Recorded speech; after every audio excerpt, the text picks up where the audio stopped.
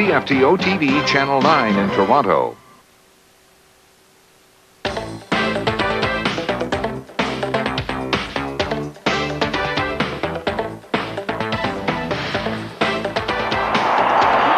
That's the scene from downtown Toronto and the CN Tower as we prepare to celebrate the Parade of Champions. Good afternoon, everybody. From Skydome, I'm Ken Shaw. And I'm Kate Wheeler. Fans have been down here at the Skydome in Toronto since 10 o'clock this morning. Some even stayed overnight to be here. It is absolute chaos and bedlam.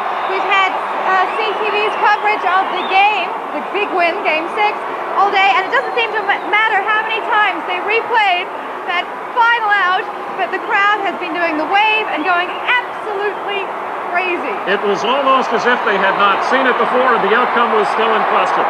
What a reception for Toronto's Blue Jays. As you see the fans behind us and the wave that is going on, it is jammed. They closed the doors shortly after the noon hour, but people are lining the streets in downtown Toronto as well to finally get the chance to say thank you to the Blue Jays. They didn't get that opportunity, of course, because they were in Atlanta. Jack Morris said, "Hold on, wait for us, Toronto, before you start partying." And Toronto is ready. And down on the floor of the Skydome is Jerry Dobson and Lance Brown. Take it away, gentlemen. Well, folks, it's a pretty ominous feeling down here, actually. There is bedlam, all right, but here we are standing on a concrete floor for a baseball crowd, and there's nothing happening here except everybody's waiting, and it's going to be pretty wild. Let's go outside now to Julie Roper on the parade route. Thank you.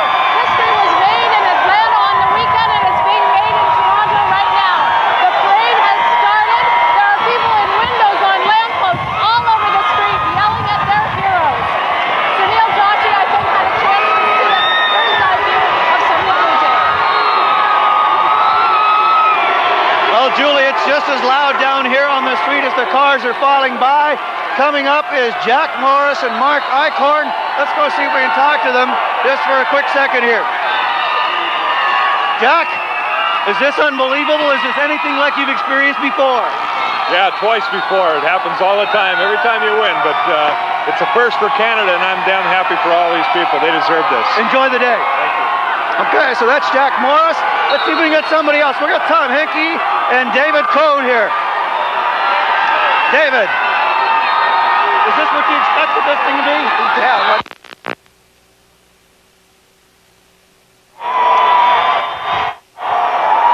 The crowds are ecstatic. Those heroes will be lucky if they stay in those automobiles from here to the Dome. Somebody else is waiting by to see what's happening elsewhere.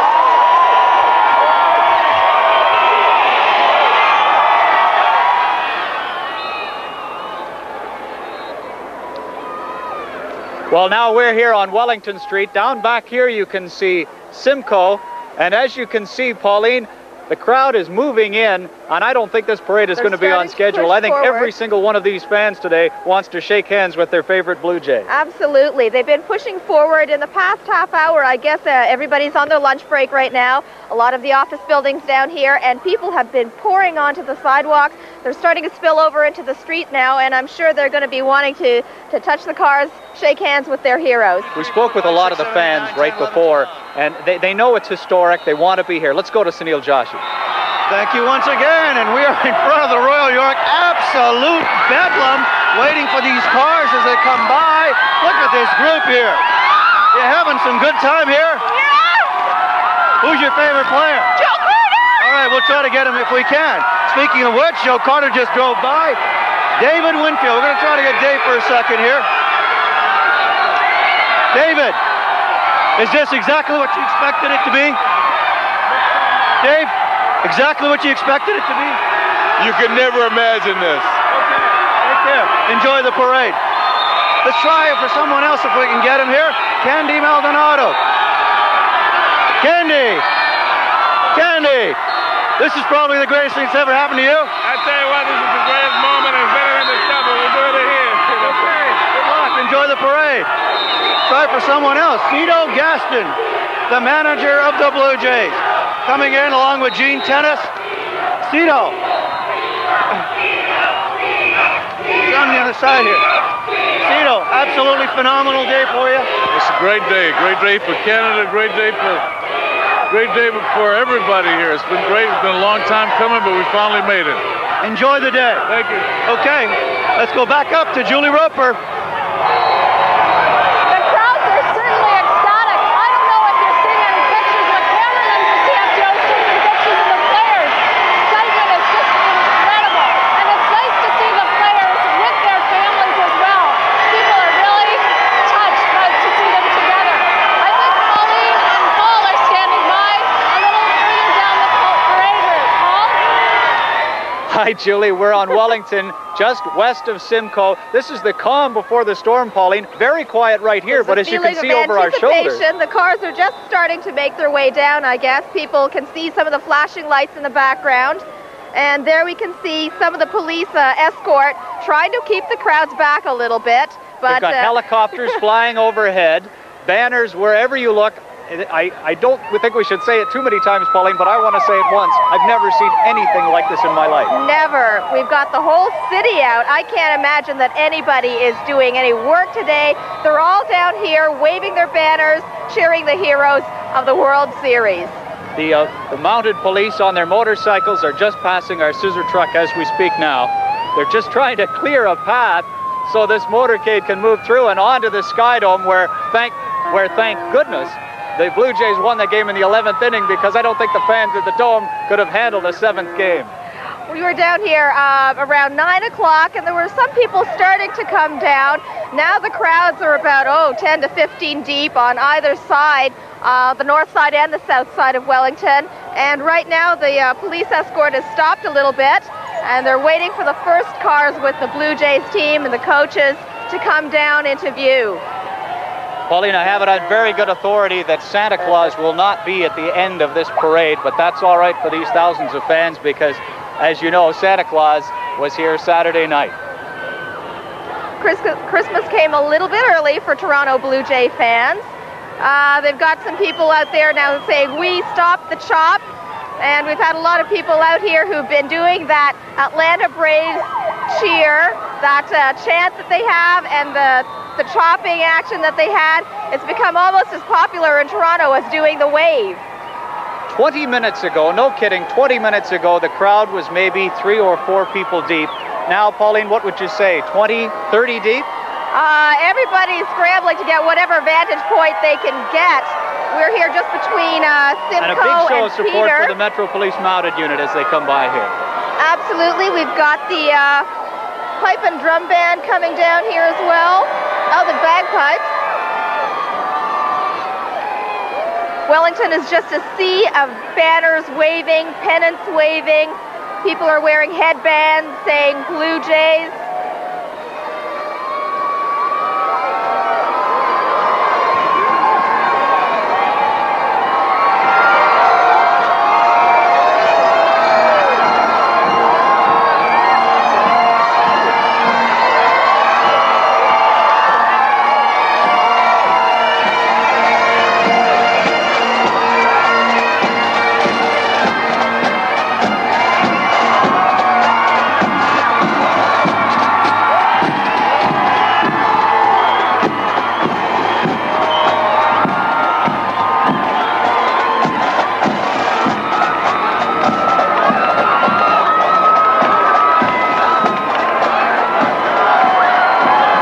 Who's leading that, leading the parade, Pauline, a favorite of all the Blue Jay fans for the past 16 years. It's our buddy, BJ Birdie.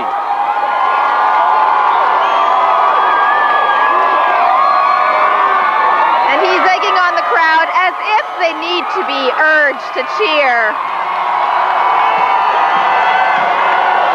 Pat Gillick is in the second car. He's the man that put this winning team together. The fans know it, and they just love him.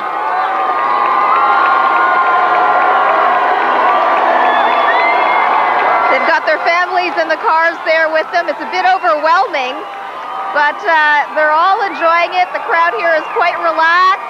They're just having a good time. It's a bit nippy, kind of reminiscent of that first Blue Jays game with the snow. But the weather's holding out. It's not raining. We did have a few showers early this morning, but everything is looking great for this parade. A roar of approval for Galen Cisco and John Sullivan, the pitching crew. This is just amazing. It sounds, for us here on this scissor truck, it sounds like we're in the dome. There's Todd Stottlemyre, Pat Borders, the MVP of the series. Oh, they love him. As the crowd gets a glimpse of a different player, you hear a roar, just a roar. It's amazing.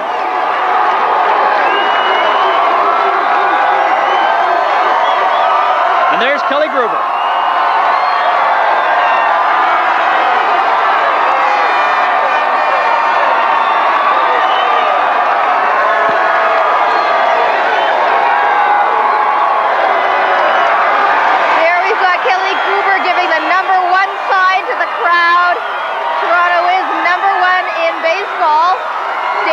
Sitting there beside him.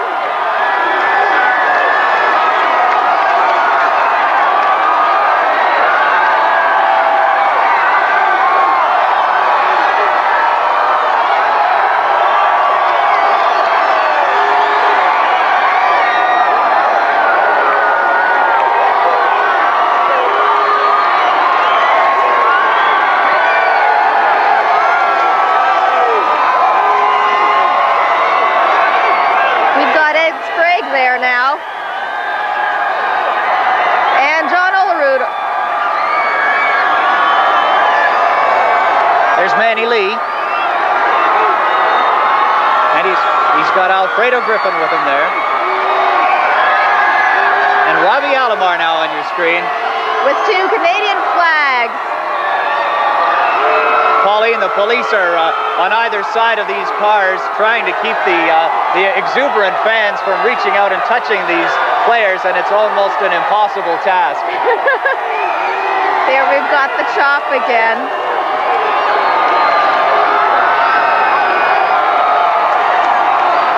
There's Big Joe Carter. We always recognize Joe because he's always got that smile. Oh, he doesn't care about the fans getting too close. Look at that. He's high-fiving everybody he can find. What a day for Joe. Devon White now, and look who's beside him. It's Dave Winfield. He's the guy that will go down for a whole generation of sports fans, just like Paul Henderson from 1972. He's the man that got the team the World Series victory. Candy Maldonado with his wife there on the screen.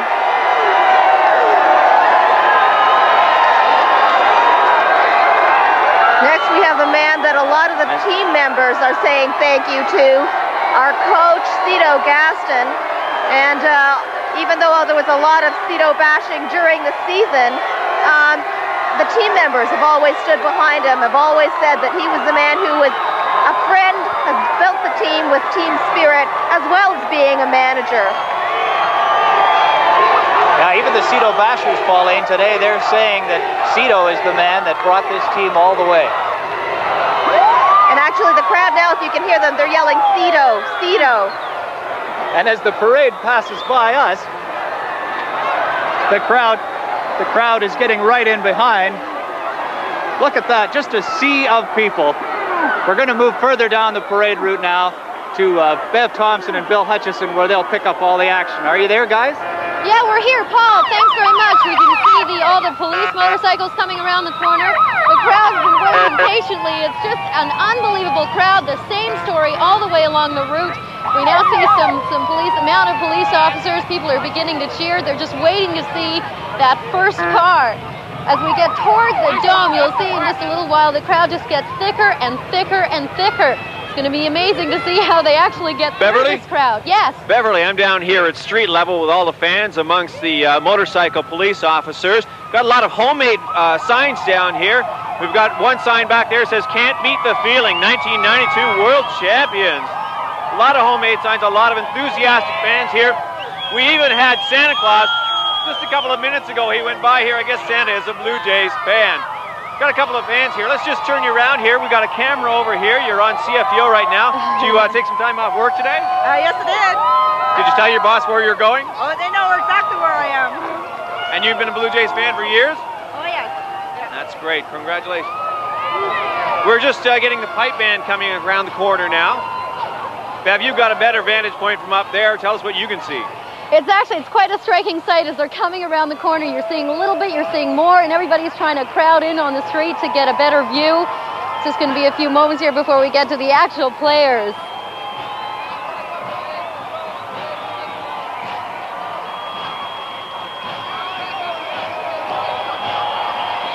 We're just starting to hear. Hopefully the band will strike up here so we can hear a little bit. Here they come, the crowd's cheering. That, of course, is the Metro Toronto Police Pipe Band. And here they go.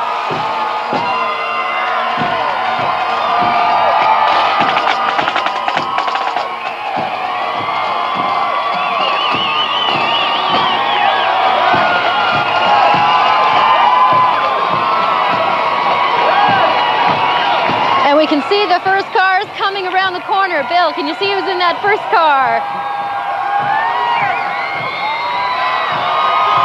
And we've got BJ Birdie leading the cheers down here. People are just going crazy.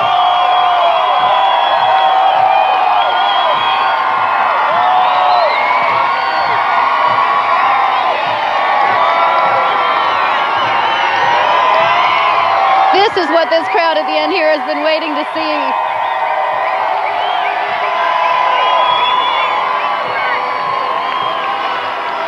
You can see along with the cars as they keep coming, the crowd is getting thicker and thicker along towards the dome.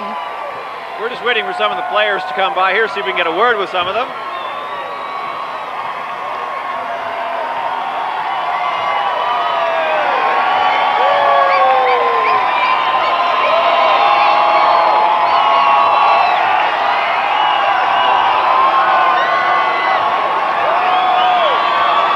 Heisel coming by our spot right now.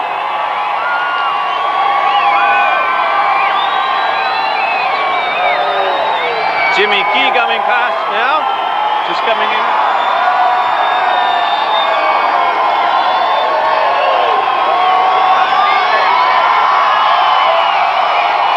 Bigger cheers as Jack Morris rolls by.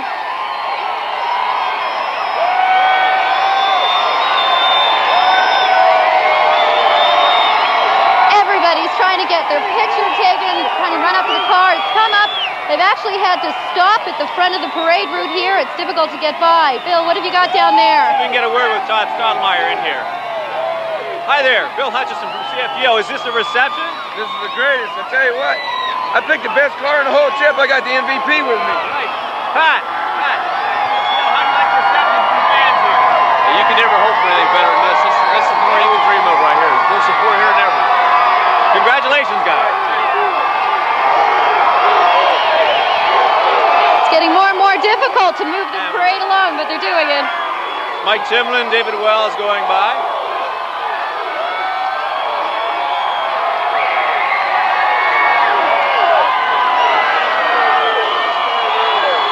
See Kelly Gruber and his wife. Kelly, Bill Hutchison from CFTO. How do you like the reception from the fans? Oh, this is unbelievable. This is so good.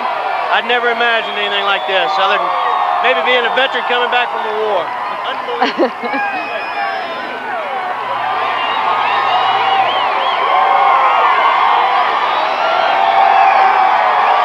They're really starting to move the parade route along here so they can get these folks into the dome. John, hi. Hutchison, CFTO, we'll just talk as you go along. How do you like the reception here? It's unbelievable. Unbelievable.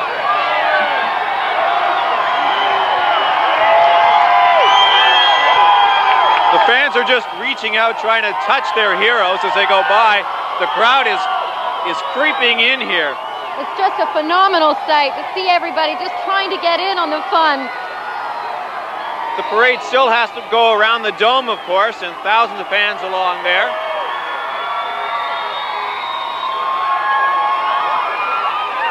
Everybody following up the rear of the parade.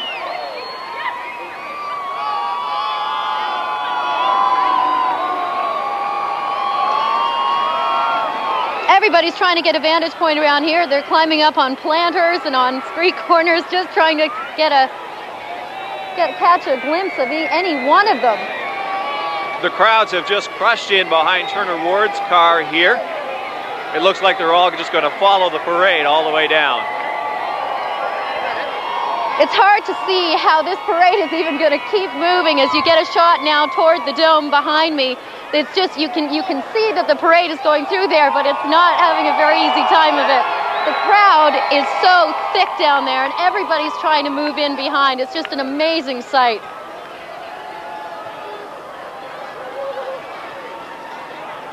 The parade is getting closer to the dome now, so we're going to take you inside to Ken and Kate. Thank you, Beverly. And we are here inside Skydome. We have Paul Godfrey with us. The fans have just seen the feet of the parade coming in, and they are going absolutely crazy. As I'm sure you can hear right now, this must be a wonderful day for you, instrumental in bringing Major League Baseball here. Well, it's a dream come true. I think that the first day was exciting on April 7th, 1977, but this is overwhelming. Words can't describe the exciting feeling, having the whole country really behind this great bunch of ball players. Absolutely right, Paul, because as we take a look down from the CN Tower at the crowd that is down below there, we saw a lot of Canada flags, and inside the Skydome, as we take a look around here, Canadian flags adorn the place. No doubt about that, Ken. The enthusiasm for Canada, I think, augurs well maybe for an issue that's coming up later tonight. If they ever needed a boost, the yes side sure getting a boost on keeping this country together with a positive response here in Toronto. Actually, Paul, when we do the broadcast tonight on the results, we're going to focus on riding by riding results as to the yes and no vote. And you're right, that's one of the things that we're going to watch for, is how much of a positive effect it has had upon that yes-no vote. Well, we just saw Pat Borders, the MVP, but as far as across the country goes, MVP has to be Ontario, the most valuable province. Well, there's no doubt about that. Everybody's going to focus on not only Pat Borders, but Ontario later on. Borders in the afternoon and Ontario tonight. Absolutely. Who would have thunk it, Paul, back in 1977, that a very short time later we'd end up with this? Well, it's beyond belief, as I said before. Not only are we have a first-class ball team, but we have an outstanding structure. Can you imagine these 50,000 fans if we had to sit through Exhibition Stadium? All right, then. Absolutely. We have to take a short break right now, but we will be back with the Parade of Champions from Skydome and from downtown Toronto.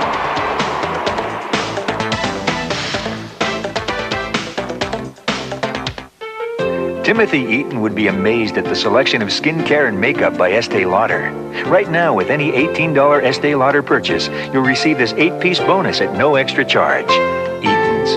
Good satisfactory or money refunded. How's she doing? Sleeping, I think. First you got sick, then your brother. What a week. What can you do? Plenty of rest, liquids, children's Tylenol to bring down the fever. Whoever invented children's Tylenol must have been a parent. Children's Tylenol. It's fast and I can trust it. And when I give it to the kids, we both feel better. Timothy Eaton would be amazed at what a mouse can do today, especially if it's attached to the new PS1 IBM computer. Easy to use for home and office, Eaton value priced at $1,699. So why wait when you can get Eaton value every day?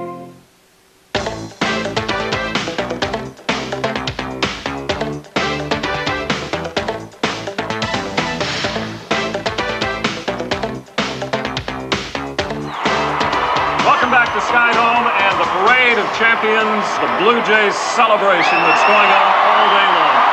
They've just opened the gates down here. We think the cars may be shortly heading in. We have Jerry Dobson down on the floor. I don't know if we can get down to him and tell us what's happening. Oh, there's a live shot from the tower again. What an amazing sight. The city has come to an absolute standstill today. Well, there's no doubt about that. I don't think there's very much work taking place in many offices and a lot of the schools. I think there'll be a lot of notes tomorrow about tummy aches and sore throats as a result of today. I think they will be let off. This is a history-making day in more ways than one, and the fans at the Skydome are on their feet and going absolutely crazy. If they thought that it was loud outside on Wellington, wait till they hear the noise that erupts from Skydome when the first car enters.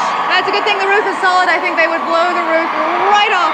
footings if they Well, there's could. no doubt about that. These fans are just waiting for that magic moment as the players come in here so they can salute them in the way that they want. They want to give them a cheer for not only 162 regular scheduled games, but 12 playoff games where they won 8 out of the 12. Now, the man in the black hat, Jack Morris, said, yes, he'd seen this happen twice before, but CFTO said, and some of the others said, it's never happened like this before. Well, there's no doubt about that. I think Jack Morris watched it in Minnesota. He watched it again in Detroit prior to that. But coming to Toronto, where not only has he seen classy people respond, the fact is that these people are 100% behind the Blue Jays, and he knows that the whole country is behind this team as well. You know, you talk about one of the other experiences he had when he was with the Detroit Tigers. This is just to congratulate the Blue Jays fans on what a great job they do. They lost something like 52 police cars in Detroit the night that the Tigers last won. And that's something magic about Toronto, Ken. There were maybe 500,000 people out in the streets of Toronto, Lakeshore, Yonge Street, and here we go again with the noise. But the fact is that no one damaged any property. If people had good time and good fun, but they all maintained a coolness about them. They did end. Speaking of coolness about him, let's go down to Jerry Dobson, down on the Skydome floor. Jerry. Well, Kate and Ken, you're right in a sense that there is bedlam down here, but in a way it's also, the mood has changed from what it was an hour ago when they were showing Game 6 on the Jumbotron here. It's a mood of anticipation right now as the people are watching some of the players on the parade filing through.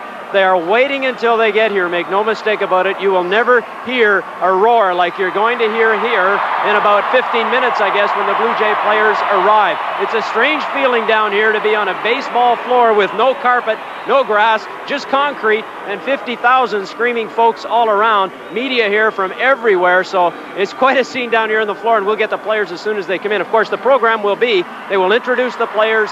Some of them will make speeches. There will be a few civic speeches as well, and then fireworks to end the whole thing at about 2:45. So it should be quite an afternoon we have in store. Let's go back upstairs. Thank you, Jerry. In case you're wondering why the green turf is not down there today, let me just explain to you that David Garrick, who's the vice president of the Dome, had told us earlier today they're in the conversion process. There is an NBA game that is played here on Friday, so they couldn't put the turf down today. It looks a bit like a warehouse, but all the streamers, all the flags, all of the banners that are around here, it's still going to be quite a party. It certainly is going to be quite a party. They lost a little bit of the turf after the championship game. The fans piled on, and a few people wanted to take home some souvenirs. A little bit of turf and some of the dirt from the pitcher's mound, but it seems to be still standing. We do have a dome. It seems to be still standing. A lot of souvenirs here today. Boy, I tell you, I would really like to be selling them, because today is a get quick rich kind of day for the people who have the franchises, for the t-shirts and all the rest. Behind us, you see perhaps some of the streamers that are coming down. Toilet paper adorns this place. Standing by. Lance. Well, I'm not very far from where the players are going to come in just a few moments. I guess officially it was supposed to be around 1:45. I understand, and that's just by watching, as all of us are in the Skydome, the parade, the number of people out by the cars mobbing the players, that it may be a little longer than that, but we're still hoping for around 1:45. Here is more or less the way things are going to go. Understand that this is live and who knows. But the players will come up. They'll speak.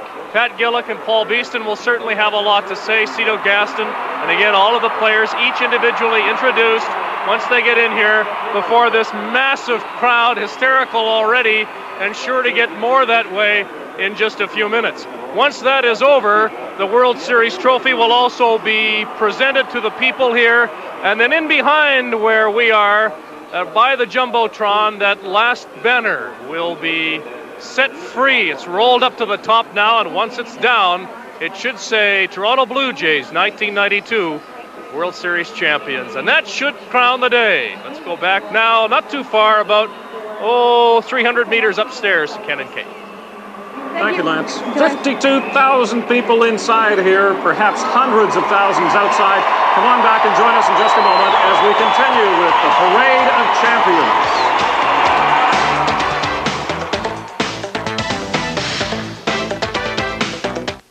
Sears Portrait Studio's best offer ever will have the angels smiling this Christmas.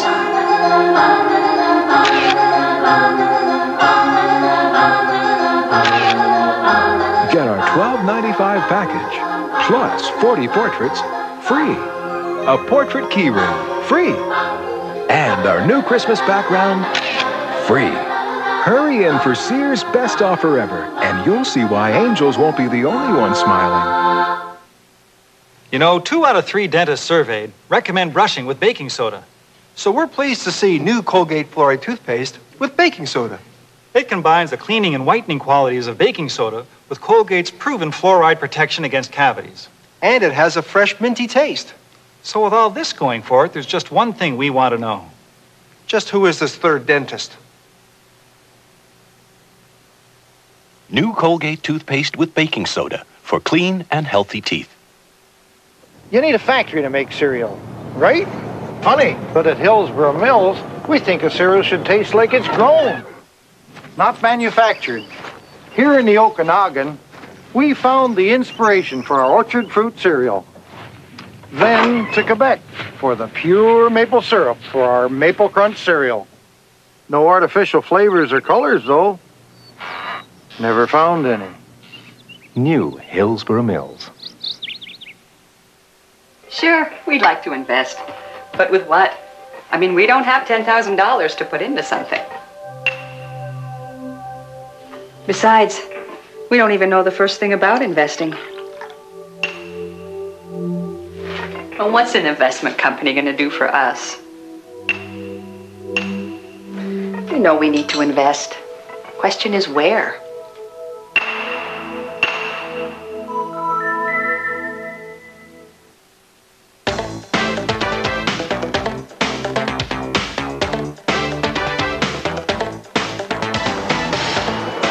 Welcome back to our coverage of the Parade of Champions. Hey, Ken, where were you April 7th, 1977? Let me see, was that a significant date? I think so. I think a team played somewhere around here. I know exactly what I was doing. I was working morning radio in Toronto, and I rushed home to turn on Channel 9 to watch the very first Blue Jays game. There you see what we have led to now, a short, 15 years later. 16 seasons later, 15 years, 16 seasons. And it's all been worthwhile waiting and there for it is. The World Series trophy. Now, Leon Corby is going to take us back to 1977 and some of the glory days that have happened over those 15 years, 16 seasons, and we're going to come back here if the Jays should enter the Dome, so you will not miss a thing. The World Championship banner will fly north of the border. It caps a remarkable rise for a team that was born just 16 years ago. They were almost the Toronto Giants. The San Francisco team was headed here until the deal fell apart. But thanks to a Seattle lawsuit, Toronto got another chance. The man leading Toronto's bid got a call from Bowie Kuhn. And he said, Mr. Chairman, this is the Commissioner of Baseball. You will have your team in the American League. For the one and only time in the history of the Toronto club, every position out there is open. Spring training, 1977. Toronto had assembled a ragtag group of unknowns and cast-offs destined for some tough times.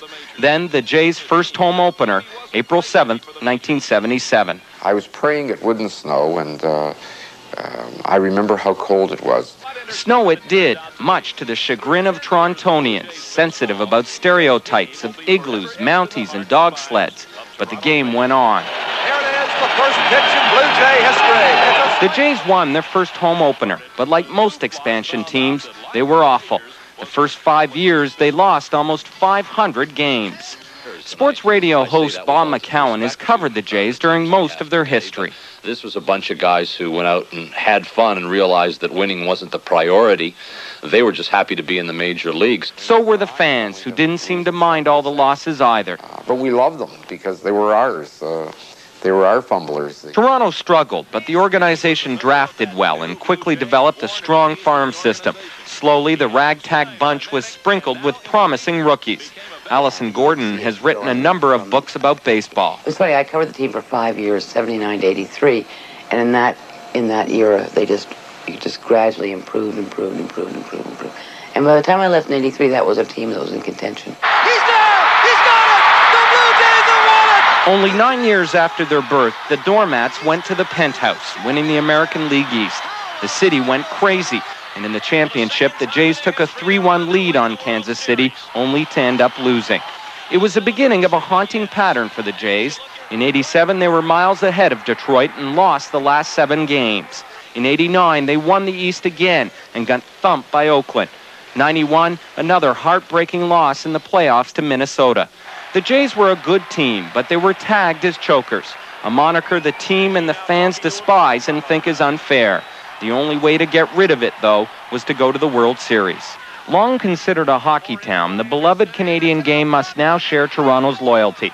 But the Americans must share their game with Canada. Toronto was the most successful team in the majors. It's won more games over the last decade than any other team. The Jays are the only team to pass the 4 million mark in attendance twice.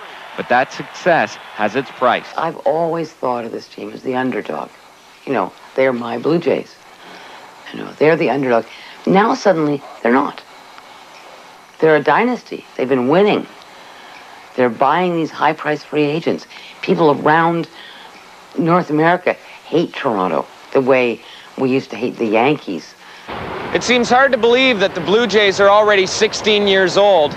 The team has given Toronto some great memories. Players like Bell and Barfield, Witt, Steve, now Carter and Alomar, just to mention a few. And who can forget the team getting so close in 1985, 89, and 91 only to lose. But not this year, because 1992 is the year of the Blue Jays. Leon Corby of Bayton Broadcasting, CFTO News. Well, it certainly is the year of the Blue Jays, and we're live at Skydome now. Down on the floor of Skydome, Jerry Dobson is ready to talk to the Premier of Ontario. Gentlemen? Okay, thank you, Kate. Well, joining me is indeed the Premier of Ontario, Bob Ray. And Mr. Premier, what do you think of all this? Fabulous. I mean, when Italy won the World Cup, you remember we had that wonderful day on St. Clair Avenue. We had about 500,000 people out for an afternoon. This is unbelievable. I mean, this is just a phenomenal outpouring. And, I mean, short of the end of World War II, I can't imagine a demonstration similar. Peaceful, good-humored, good fun, but really amazing outpouring of affection and feeling for, I think it's for the team, it's also for the city and for the country now. I think people needed something to feel good about, and I think that, thank goodness, the Blue Jays gave it to us. I was going to say, national unity must be a thing on your plate these days. Obviously it is. What do you think this means in terms of national unity? Well, it's been interesting. I've found in traveling around the country, and even though there's people joke about anti-Toronto feeling and so on, there's a lot of affection for the Blue Jays, and it's a team that really transcends Toronto. It's almost like they're the Canada Blue Jays, and I think that's a wonderful feeling. I found that everywhere. So I'm sure that there were an incredible number of people watching on Saturday night. Now, I suppose that you are a baseball fan, obviously, and they've got some free agents here. If you had the purse strings for the baseball team, would you open them up? Yeah, I would. I mean, I think that you can't underestimate the psychological impact of a guy like Winfield on the team and on the town. And I think he really has fallen in love with Canada and with Toronto. I think we'd be nuts to lose him. And I think you know, they've got to make a judgment about how much they can afford and so on. But I really do think that we got to find that balance between the free agent players and the ones coming up through the system. That's been the secret of the success so far. Okay, what about the Blue Jays in '93 then? Oh, I think they look very good.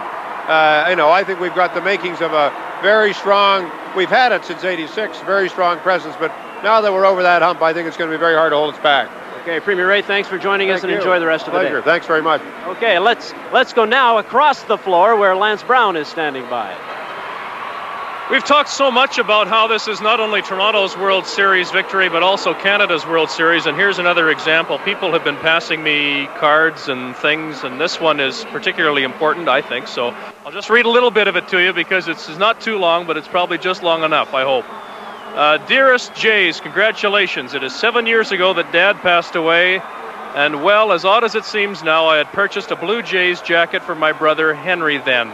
I promised him the next one you shall receive will be when, she's got in capital letters, the Jays win the World Series. I have rushed from Calgary to be here, and instead of heading for the old ballpark, I am now here in the Dome. May the philosophy of the old ball game and friendship live within us forever. God bless Helena, and I can't make out Helena's last name. There are, I guess, 52,000 now here. The floor is clear except for a few people, so it'd be around 52 and change. And many of them are from outside of Toronto. Proof again, I suppose, that this really did, in one respect at least, United Nation with another very big event to come tonight. We'll see if that unites or whatever, but that's politics. This is baseball, and we're all looking forward to the big moment when the Blue Jays arrive here inside the Dome. They are not yet here, but everything is being set up in behind me. Of course, I think you can see probably part of the stage, but also Mayor June Rowlands just went up a moment ago. She's standing out there. She's standing out there working the crowd just a little bit. But anyway, she's there. A number of VIPs are being moved into place. There's about 200 seats on the floor reserved for family and VIPs and whatnot. So I imagine once they get settled, we must be getting pretty close to the big moment when many of the players are in. And June Rowlands can take her seat along with the rest of us, although I imagine we'll all remain standing, won't we?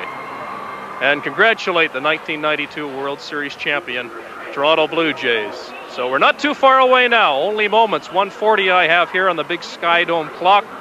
So I would imagine then that we're looking at around 5, 6, 7 minutes, depending on traffic, and I guess you know how bad that is. Let's go quickly to Ken and Kate. Thank you, lads. 52,000 people going absolutely crazy here. It's a day of superlatives. It certainly is. Euphoria. Everything is fabulous. Our coverage of the Blue Jays Parade of Champions will continue in a moment. Don't go away.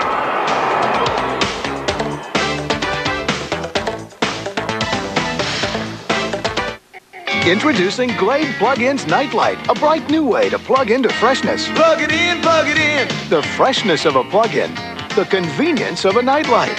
New Glade Plug-ins Nightlight. Plug it in, plug it in. You know, Pledge does more than just keep furniture beautiful. It actually repels dust. Watch. Pledge repels over half the dust I'd get just dry dusting. Pledge with Dust Block. It actually repels dust. From S.C. Johnson Wax. David, dinner time. David, dinner. Come on, David, we're going to McDonald's.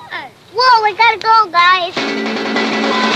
Now, with a Big Mac Extra Value meal and a kids combo, dinner at McDonald's should sound as good to you as it does to your kids. What you want is what you get at McDonald's tonight. David, bath time. David?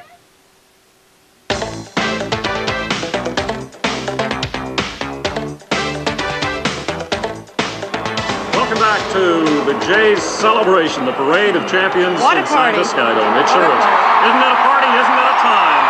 In case you're wondering about the cheers and the booing that goes on from time to time, behind us on the Jumbotron, they have been showing some Jays highlights. They have been showing all kinds It looks like they're coming in. We can see headlights now coming through. They may have arrived. The fans are on their feet.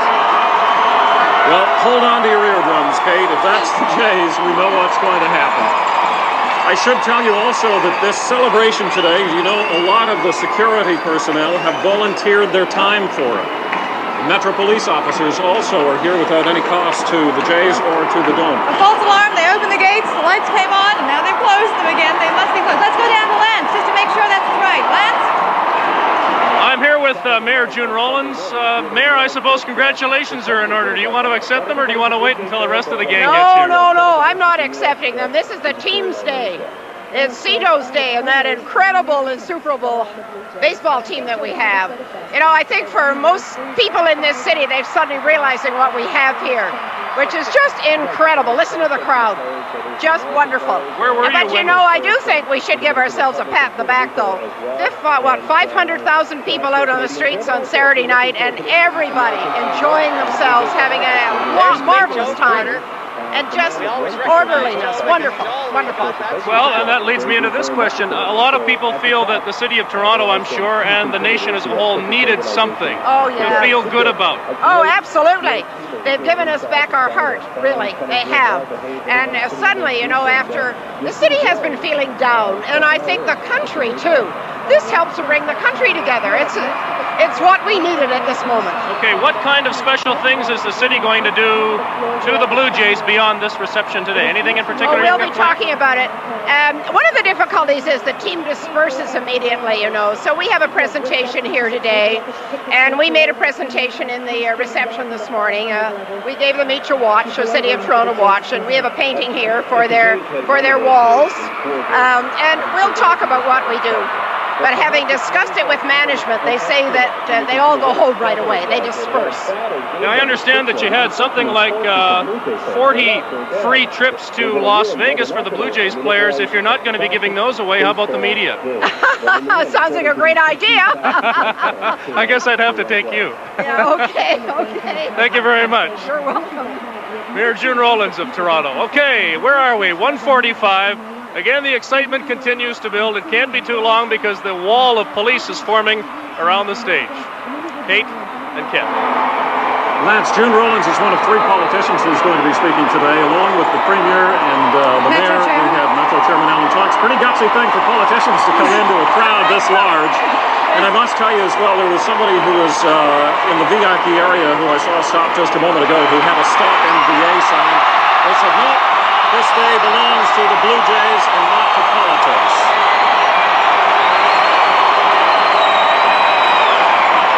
You can hear the roar of the crowd. This is absolutely unbelievable.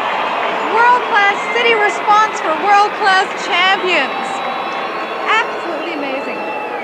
Well, apparently they are behind there. We're zooming in now. Apparently they are here. The cars have arrived.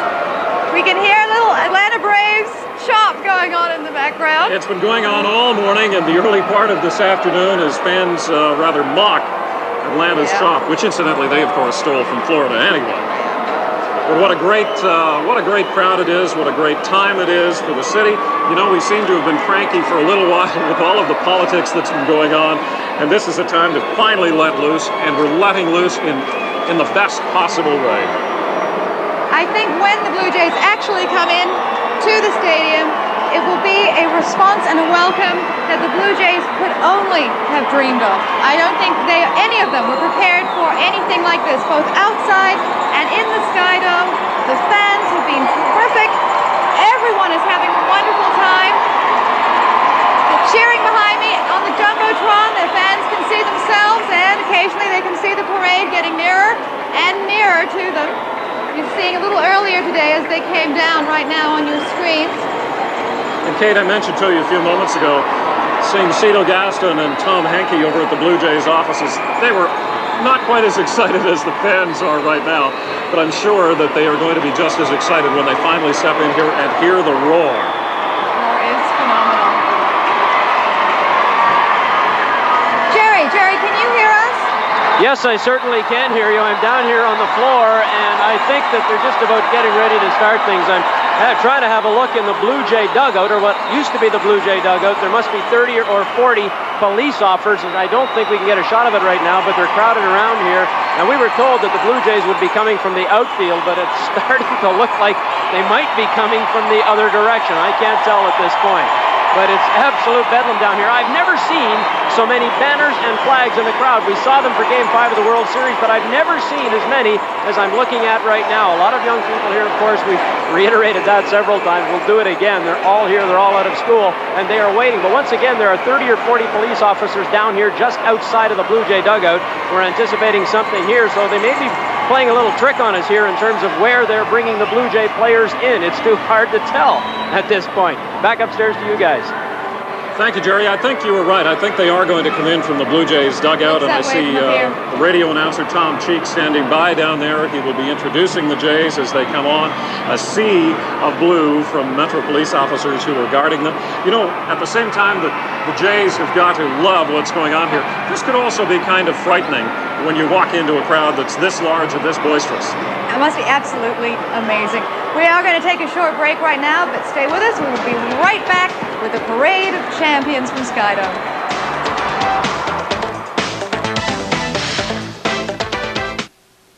Want more summer? Escape south with SunQuest. Book with Marlin Travel, and we'll give you a Cantel cellular phone. Want more value?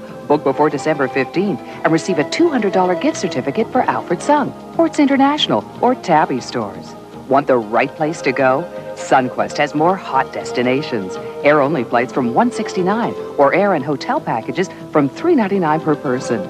Get some summer now. Call Marlin Travel and ask for your Sunquest brochure. This is an ordinary fiber laxative. It's full of grit. This is Sunrise Smooth Metamucil. The grit is gone because it's triple ground for smoothness. Unlike ordinary fiber, Sunrise Smooth mixes easily and stays mixed without the grit. It's the easiest mixing, smoothest tasting, natural source fiber to relieve constipation. New Sunrise Smooth Metamucil for regularity. The grit is gone.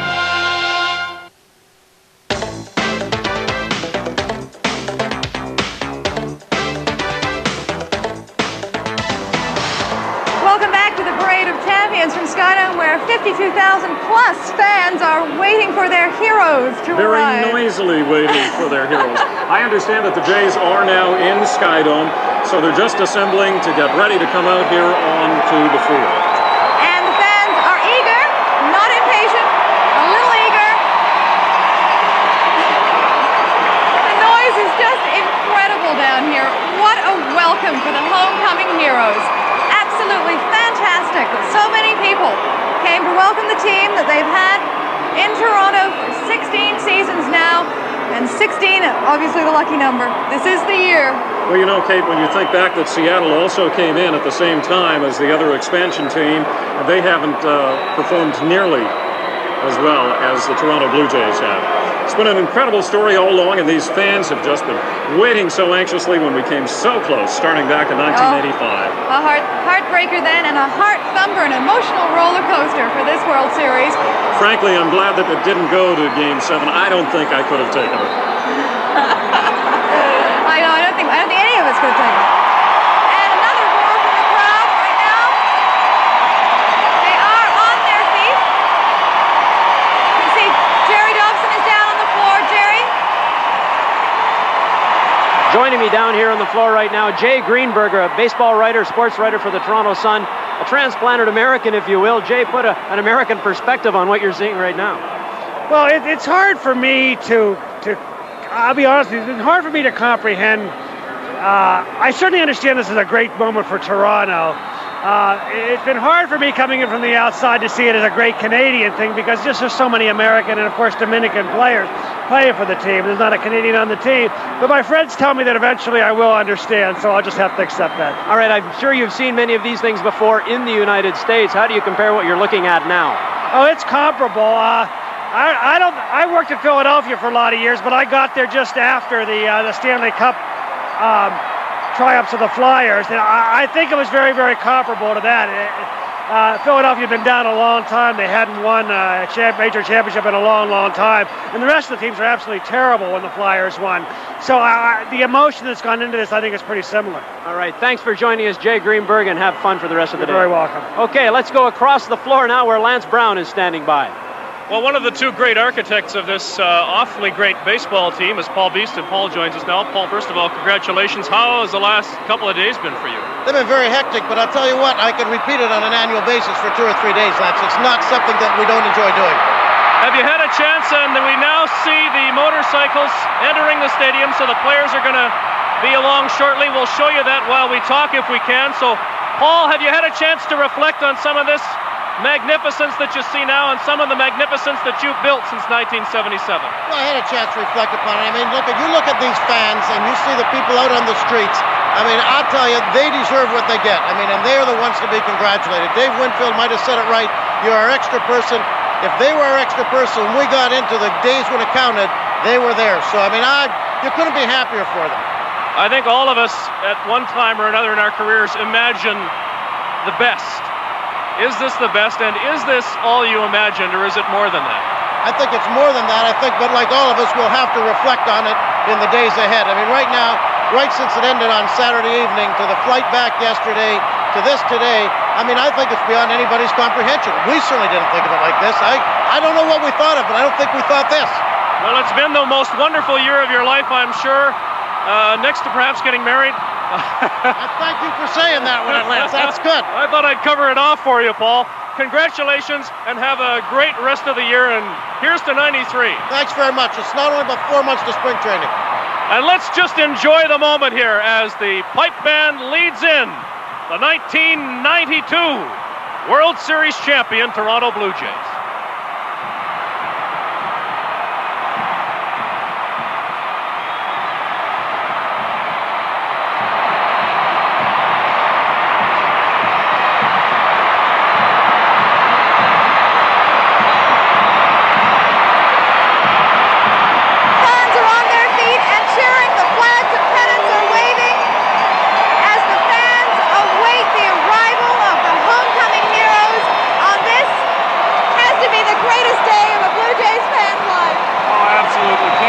Great for you and me to be here in person, and for those fans who are at home watching all of this, congratulations to everyone all night. It is absolutely deafening here inside the building. Perhaps you can hear the tomahawk chant. We know that this picture is going to be sent back to Atlanta. They're sending a message back to you. We certainly are. We're sending a message of euphoria and victory.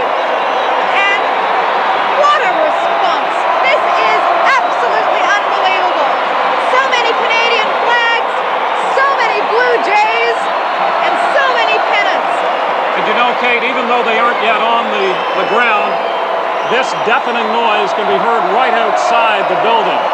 So the Blue Jays' hearts have to be pumping pretty hard at this point, too, knowing that they're walking in here to this tremendous ovation.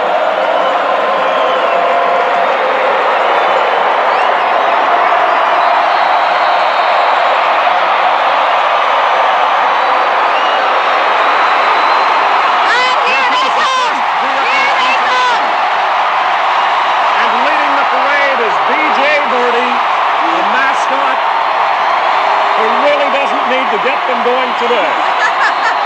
No, I think they're going well enough already.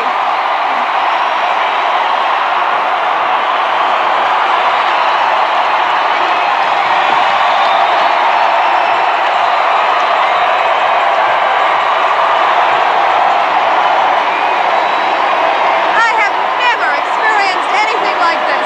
What an electric feeling from the crowd here. Absolutely incredible. Really, what a great feeling for the country at a time when we really need it to. There's no downside to a celebration like this.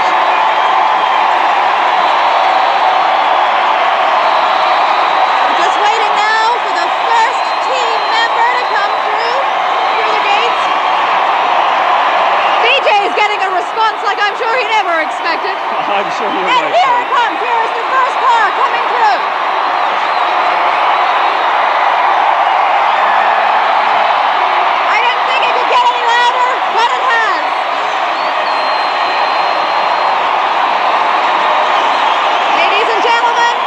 Toronto Blue Jays.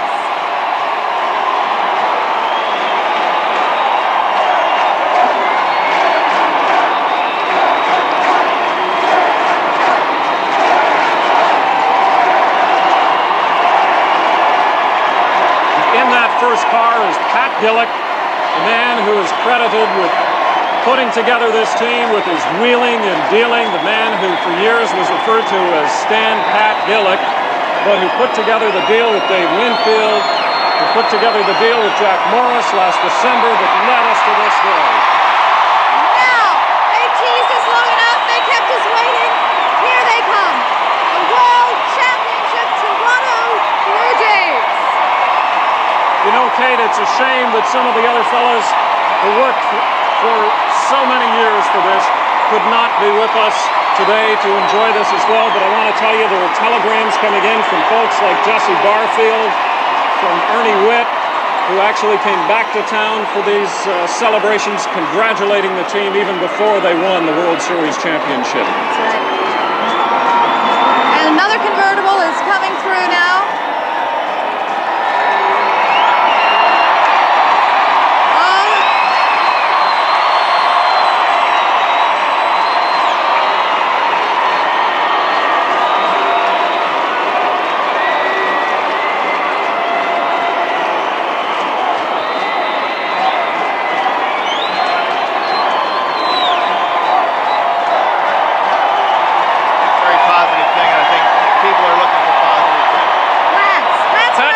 Something that many people said years ago was that it would take, and I'm not sure they put a figure on it, but it would take a long, long time for this team to do as well as it has done. Did you set out a goal years ago you wanted to be at this point, at this moment? No, not really. I think that our goal was that 10 years after we went into existence that we wanted to be competitive. We met that goal, and then from then on, I think you got to get a lot of breaks. And along the road, we've got a few breaks and we've had a few bumps, but all in all, I think that it's kind of capped off here today.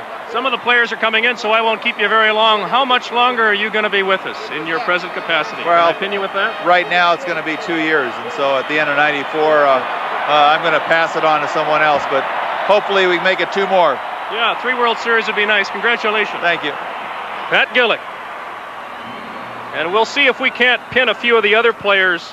It'll be a little helter-skelter here, but we'll see if we can't grab them as they hop off the cars and head in. Players have yet to arrive. Many of the player coaches and batting coaches will be along now. Galen Cisco, you see getting out of the car there on the left. See if I can get Galen over here in just a moment. And here comes a second car in behind. Bob Baylor, part of that group. Baylor's been with the Blue Jays on and off for a very long time. First draft choice of the Jays, 1977.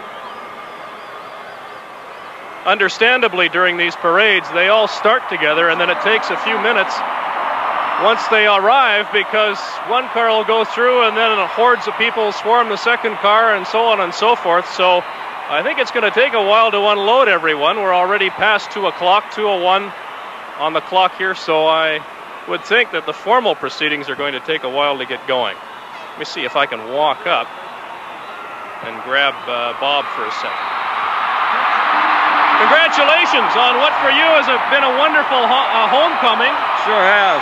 Timing couldn't be better. In 1977, would you have ever envisioned something like this? Not this soon, no. It came at the right time for me. First year back, great. What is it that takes a World Series champion? What do you have to do to build from scratch and then go on to do what you've done? Good timing is the most important thing. Good timing, getting the right guys at the right time, and a good chemistry. We'll continue to enjoy the celebrations. I see you're being hauled in. Congratulations.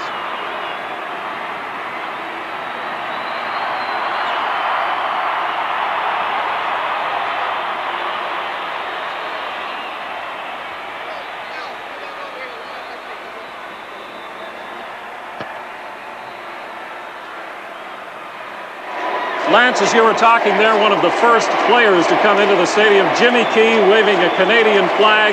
He's just getting out of his car now. I mean, what an ovation for Jimmy and his wife. Perhaps his last season in Toronto, we're not sure. And entered the stadium. Jack Morris is coming in now. Jack Morris coming in right now. You can see Jack Morris with his black hat, traditional black hat, as he comes into the stadium, and a great ovation for Jack Morris, the 21-game winner, who is really responsible in a great deal for bringing us here today. Jimmy heading up onto the stage now.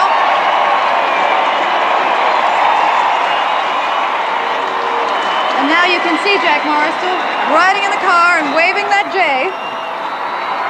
Well, if Jack had seen World Series celebrations before, I'm sure he never saw a reception like this inside a stadium. Fabulous.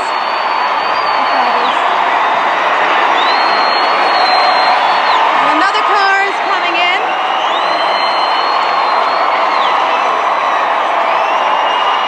I can't see who it is. Tom Henke.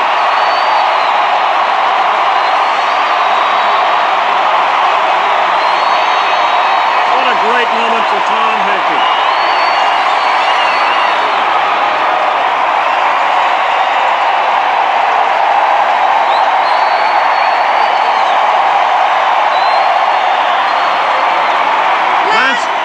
I know you were trying to get a hold of Jimmy Key a little earlier, Lance.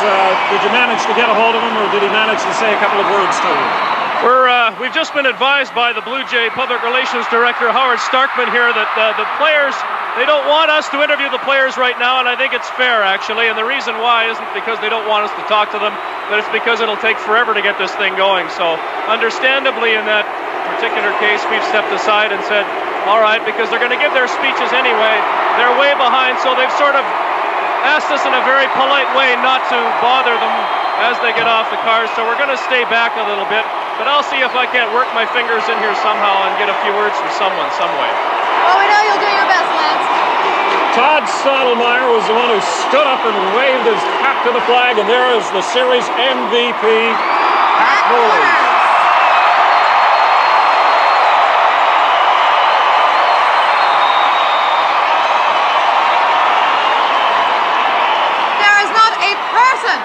That is not on their feet and cheering wildly. Next into the stadium, from what I can see, is David Wells, who's giving the tomahawk chop, and he's got the audience going. I don't know whether you can hear this at home or not. I think they're doing it better than the Atlanta fans.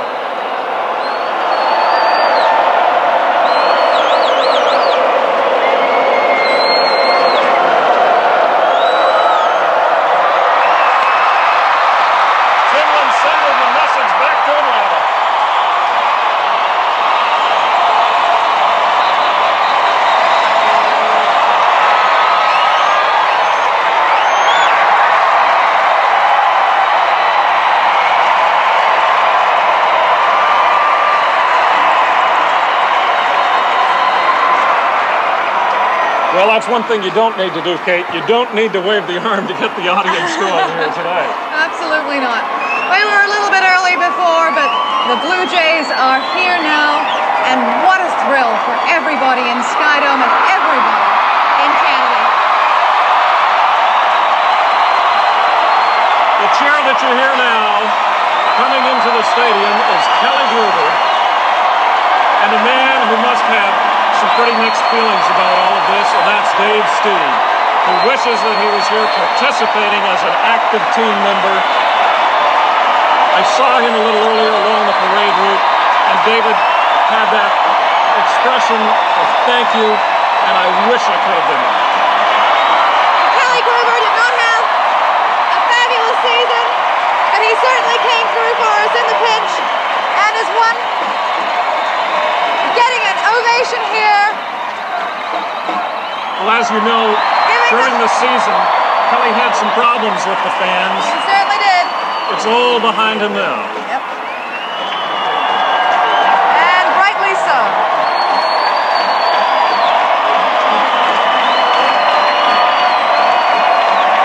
And Kelly's got his little one with him. Yet somebody didn't want to miss this for the world. The whole Gruber family here for the celebration. Lynn, his wife, is with him.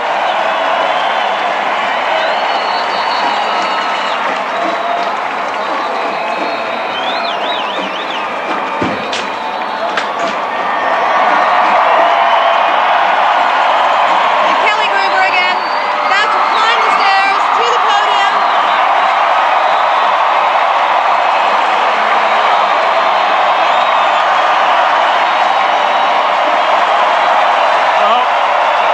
Here come two more heroes, John Olerud, and here's Ed Sprague, the man who hit that home run in such dramatic fashion to seal that game. Ed as well giving the tomahawk chop.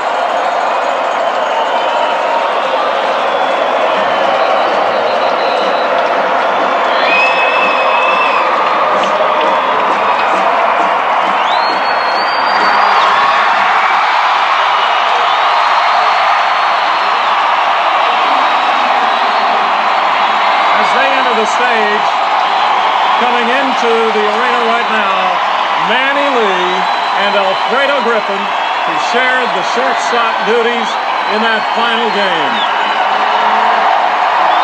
I think we've adopted this tomahawk chop, Kate.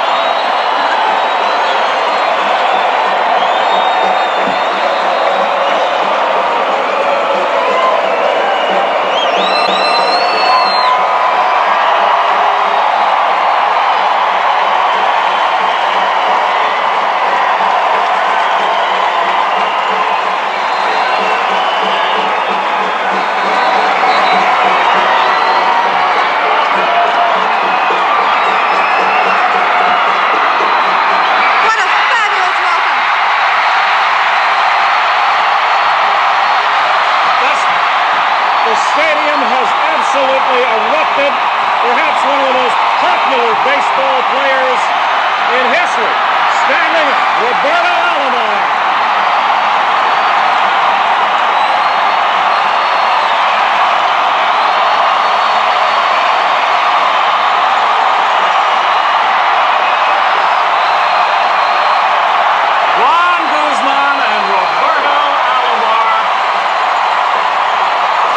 Great team.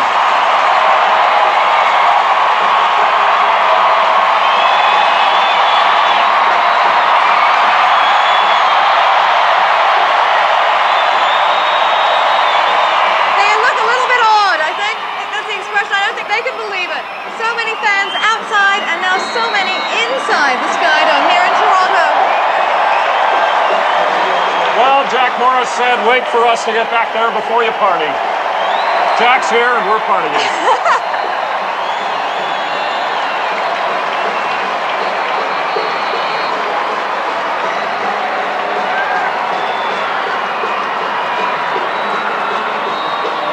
I love the little tomahawk that Roberto Alomar had. You saw him give the chop when he was coming in with that winning run earlier on.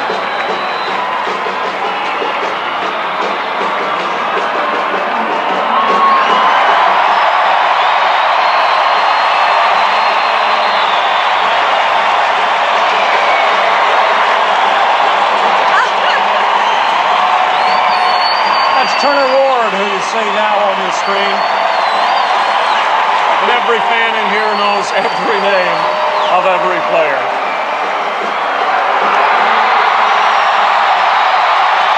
Here comes one of the other most popular players now entering the stadium, Joe Carter. The stadium erupts in bedlam.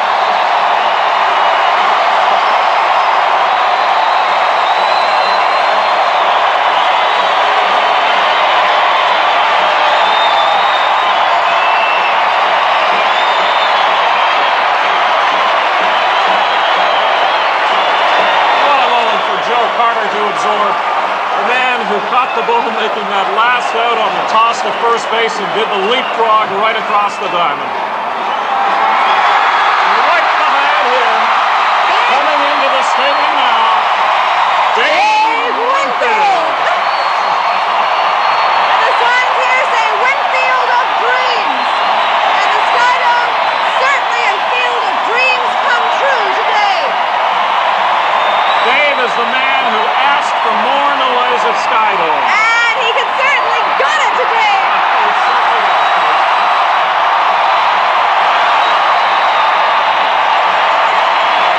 And he is actually responsible for turning the fans around.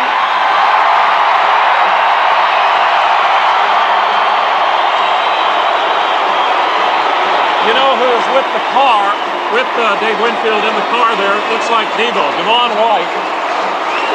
He had such a great catch in Game 6 and who's been so popular with the fans right from the start of last season when he joined us.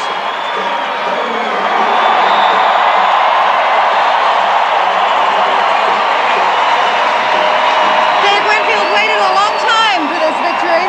He sure has. That's his wife by his side. Tanya? And Jerry Dobson was interviewing her in Atlanta after Game 6. She could hardly speak. I know. She was crying, not unlike a lot of Jays fans, just so happy, waiting so long for this day.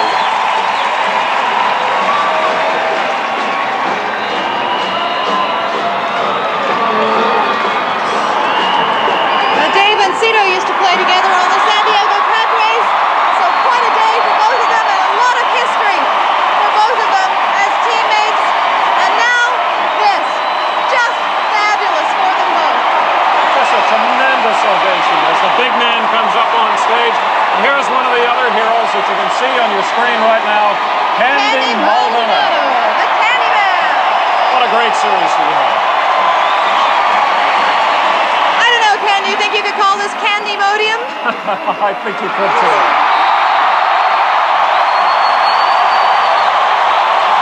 Here comes the man himself, Cito Gaston. And it's a love affair now.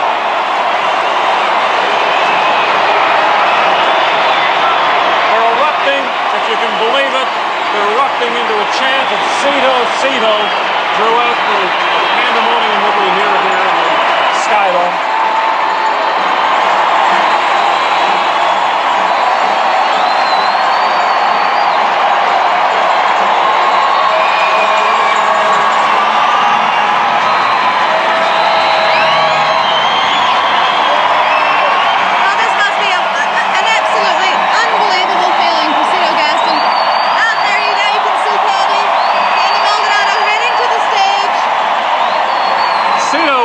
People that Candy really wanted to thank in the post-game interviews after Game 6. He said, without CFTO, I wouldn't be here.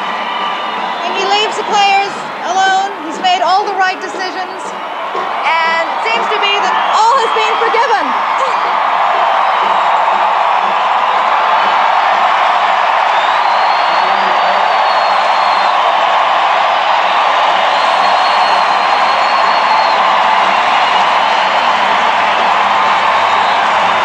Lance got the opportunity to speak with Paul Beeston as well, Kate.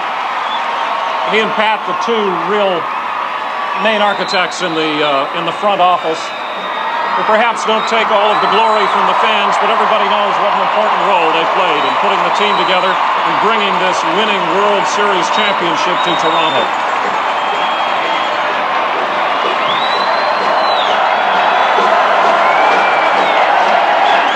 All the players are now in the Skydome.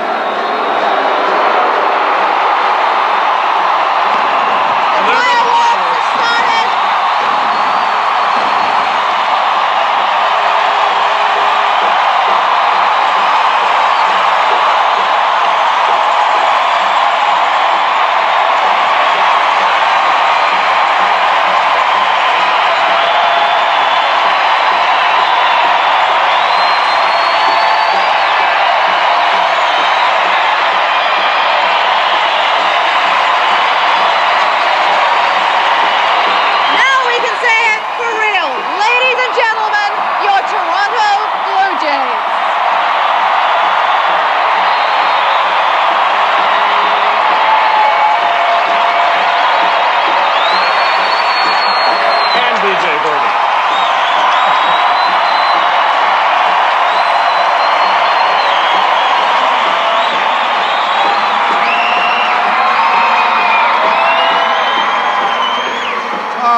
Cheek and Jerry Howarth. Thank you, Murray. Thank you, Murray, very much. Ladies and gentlemen, if we would ask, and I know that this is tough for you at this precise moment, but to maybe just stand in place, relax, sit down, whatever. We've got a few people up here with a few speaking parts today, and then we're going to get the ball players to come up and say a few words to you. And as you do that,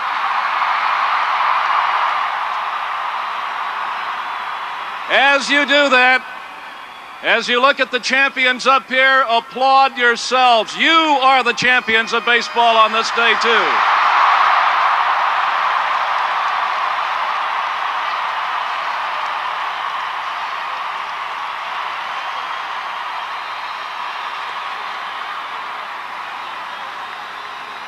As I said, we have some special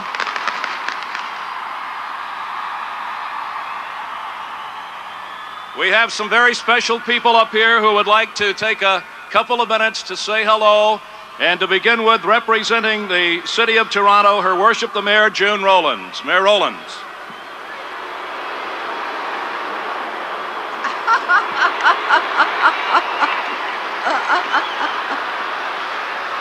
Premier, Metropolitan Chairman, managers, owners, trainers, all the people connected with the Blue Jays, Blue Jay fans, but most particularly those whom we're honoring today, those insuperable, incomparable Blue Jays.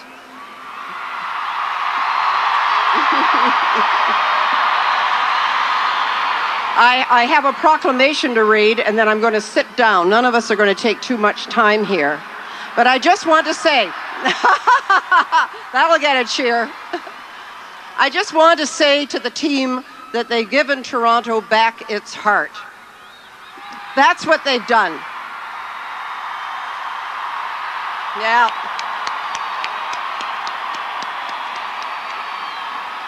This city and this country, at this critical juncture in our history, they came in here and they did it. And it's wonderful, and we honor them today. And before I read the proclamation, I want the members of City Council to stand up. I can't introduce you all, but stand up. All City Council is here. But I hear the odd boo. But I also want to say to you that there is a person here today, and it's likely that we wouldn't be here today if it wasn't for Paul Godfrey and what he saw. Stand up.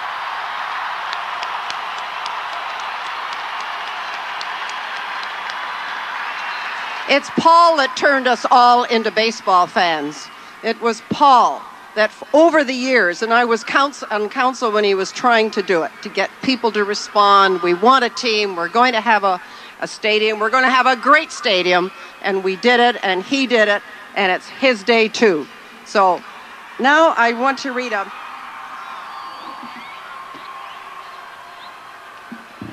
Now, I know I'm trying your patience, but I'm going to read this proclamation. Toronto Blue Jays Day, October 26, 1992. There is nothing sweeter than the taste of victory, and thanks to our victorious Blue Jays, fans are waist deep in triumphal celebrations. For the fans, it was worth the wait. Since 1977, when the city became the home of the Jays, enthusiasts have followed the team's fortunes. Many ardent supporters have traveled to watch the team. To salute the efforts of our dedicated team, I take great pleasure in issuing this proclamation designating October 26th Blue Jays Day. Okay. And now I have a little presentation. Where's Cito? Where is he? There he is. Come on.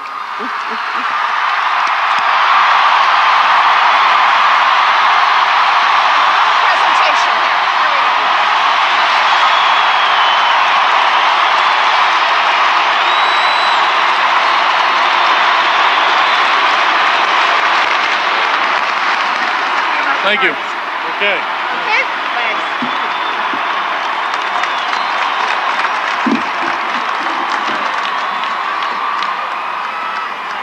Thank you, Mayor.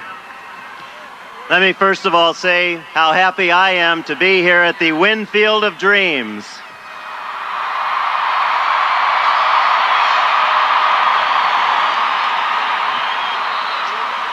It's my pleasure now to introduce the Metro Chairman, Alan Tonks. Alan? Thank you very much, Jerry. Jerry and Tom, you must be looking back 16 years in that day in the stadium, that cold stadium, and you're saying, this is the kind of warmth that you were really working towards. It's a great day in Toronto. I'd like to congratulate the greatest team in baseball. Okay, Blue Jays!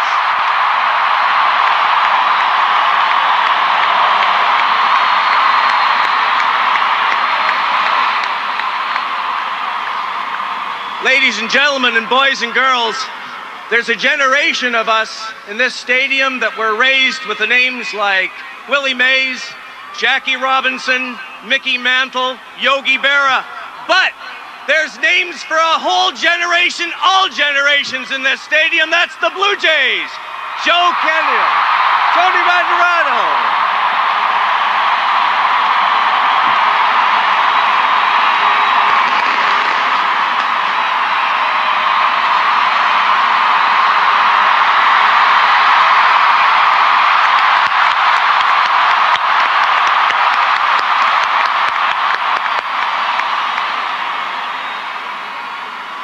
I will be making a presentation just as we did in Dunedin.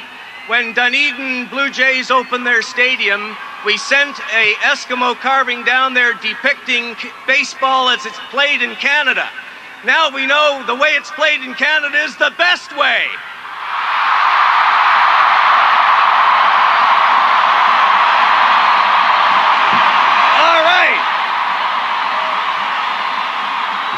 Ladies and gentlemen and boys and girls,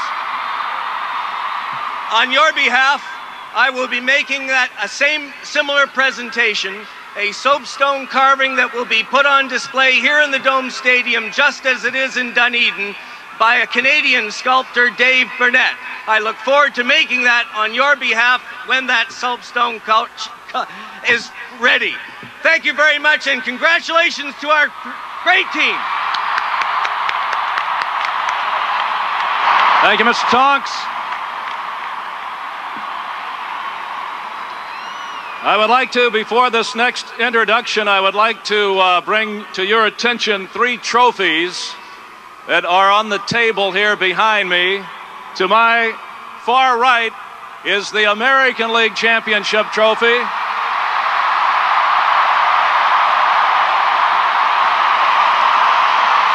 Closest to me is the Pat Borders MVP Trophy.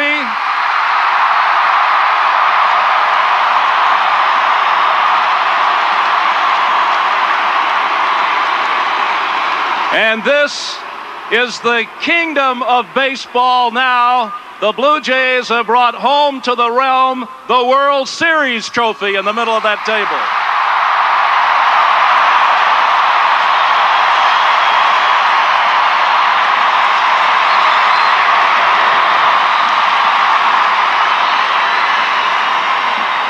This next gentleman told me a moment ago, he says, I'm going to beat Eckersley on the boo scale here this afternoon. I said, no, not today. This man was a baseball fan from this high, and he's been a Blue Jay fan from day one. Ladies and gentlemen, the premier, Mr. Bob Ray.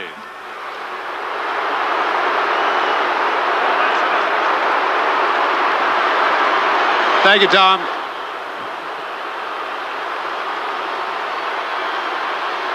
Thank you. All right. I just want to congratulate the team sincerely for a great victory, for making us all proud to be Canadians. And I want to say to Mr. Beeston that he and I have discussed already that we're going to find a way to memorialize the Blue Jays at the new wing of the Sick Kids Hospital. We're proud to do that. Thank you all very much. Let's hear it for the Blue Jays. For the Blue Jays now. Thank you.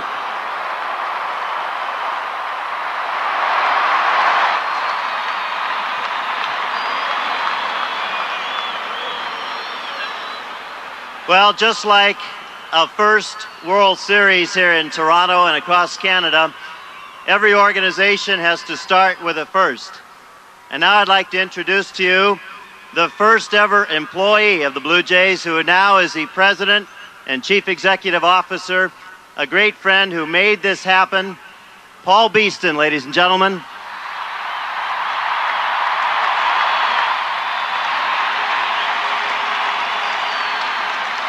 Thank you, Jerry. I have the honor today to thank a lot of people, and I think I have 6 thank yous. I'd like, first of all, as an added starter, to make it very special, a particular thank you to Metropolitan Toronto Police Department. I watched the way you did that flag.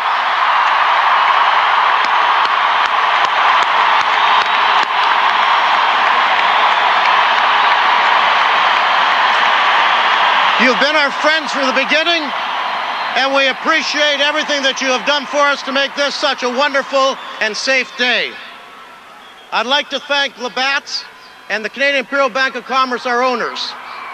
They've given this organization the will, the dollars, and the support to go out and put a contending team on the field for the last 10 years, culminating in what happened on Saturday evening. I'd like to thank our board, our scouts, our development people who have worked so hard to make everything come through right now. And I'd particularly like to thank Pat Gillick and Cito Gaston.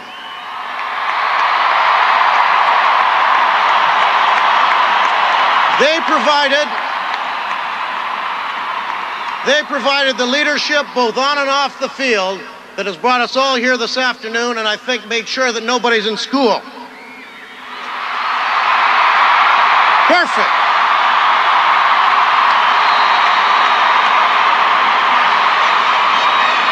remember when I was growing up, we used to put a radio in our ear or sneak away to listen to the World Series games. Now we're playing at night. We don't have that opportunity, so once every year, maybe we can do this. Now, there's one group. All right. There's one group that I think that we don't have to thank because you've thanked them in a very special way today. But there are 25 players here who have brought much pride, much glory, through a determination that started in spring training. And on behalf of our organization, I'd like to thank the players of the Toronto Blue Jays. Stand up, guys. You're all right.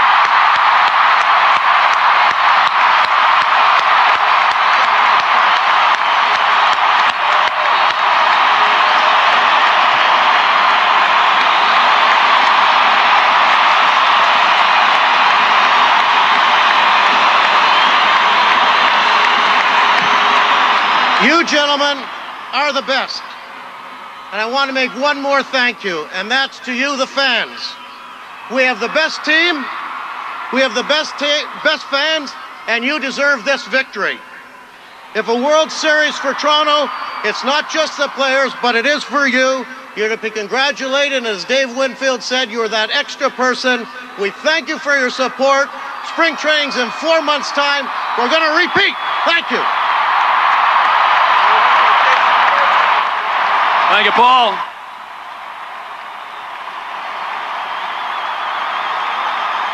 Well, ladies and gentlemen, a lot goes into a baseball season, not only between the white lines when the game is on, but with the coaches preparing these guys to play and in the formation of a baseball team. This next gentleman is the architect, really, of these 1992 Toronto Blue Jays, the world champions, the guy who put it all together and then put the finishing touches on it, our Vice President and General Manager, Mr. Pat Gillick. Patrick.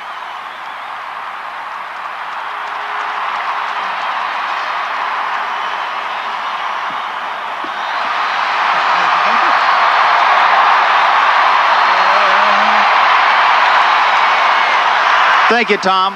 I'll be very brief, but I also want to thank the players of the 1992 Toronto Blue Jays for the effort they gave during the season. Without them, we certainly couldn't have got this job done. Now, many people, I think, have been very upset about free trade. I'm not particularly upset about free trade because we have 3 examples of what free trade brought us right behind us this evening.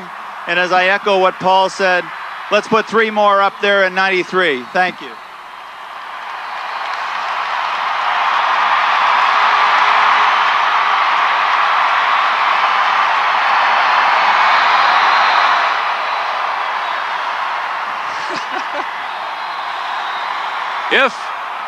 If we might have just a few minutes of your attention now, what we would like to do is to have the players come up here one at a time.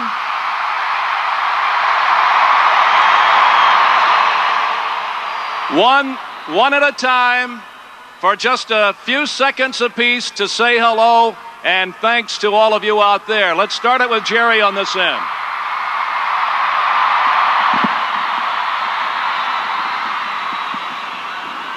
I think the best introduction for this first gentleman, the Candy Man, Candy Maldonado.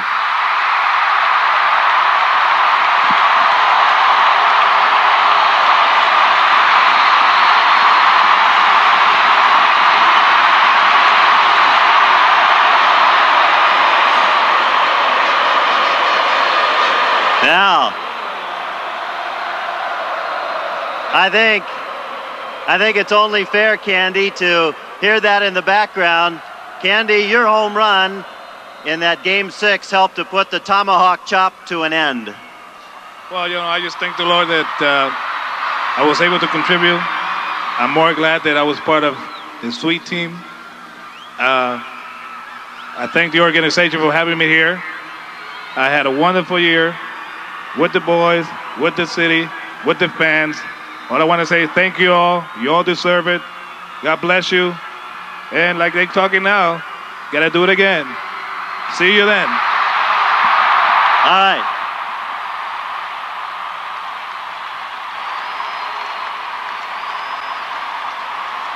We're going to have to wait. We're going to have to wait a few months before we see this guy pitch again. We were hoping, and we thank the good Lord that we didn't have to see him pitch on Sunday night.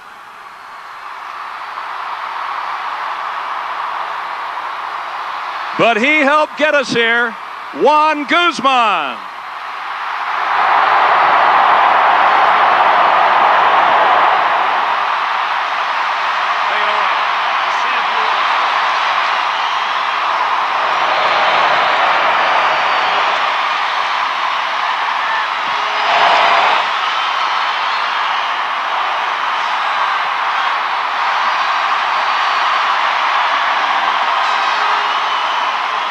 Well, first I want to thank God to give me this opportunity to be here, and I want to thank the trainer too, because they helped me to come back from my injuries that I was, and helped the team to come back to make the World Series. And I want to thank the organization, you know, to give me a chance to be here too, and all the fans too. You know, I love you all. You know. So I want to thank you all. Thanks. There you go, Juan. Very good. Thank you, Juan. I, for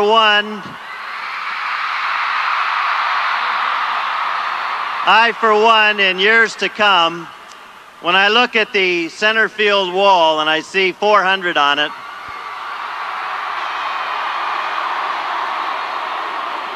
I will always remember a fella pinned up against that wall with a ball in his glove who made the catch in the World Series, Devon White.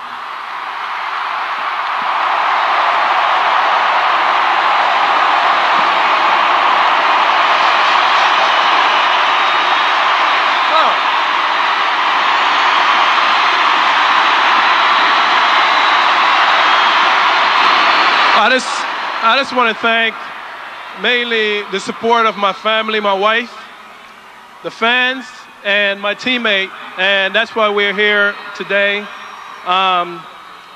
Hey, this is the greatest fans, I think, right now in the world. Thank you very much.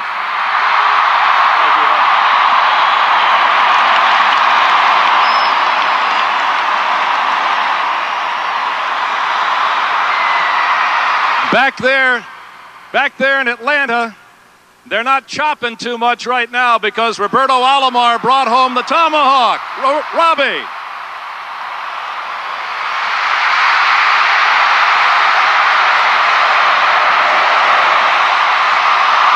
Robbie brought home the tomahawk.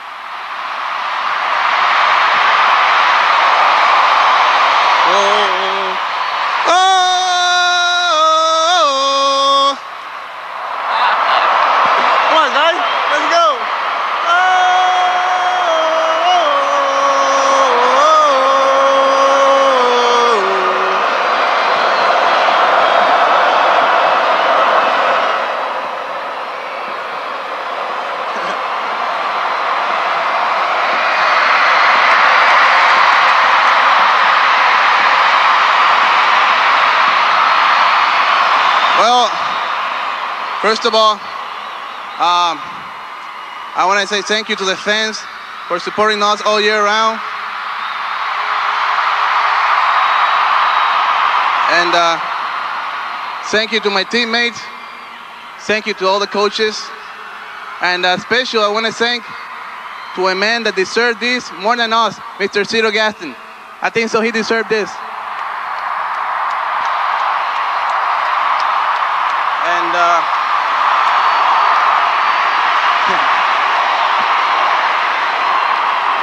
I just want to say I love you all, and I'll be here next year. Roberto Alomar.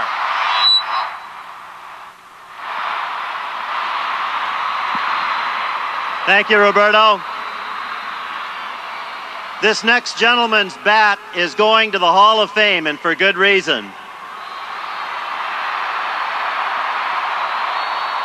This gentleman hit a home run in Game 6 to help beat Oakland. He hit the first World Series home run as a Blue Jay. And he hit the first home run ever on Canadian soil in the World Series, Joe Carter.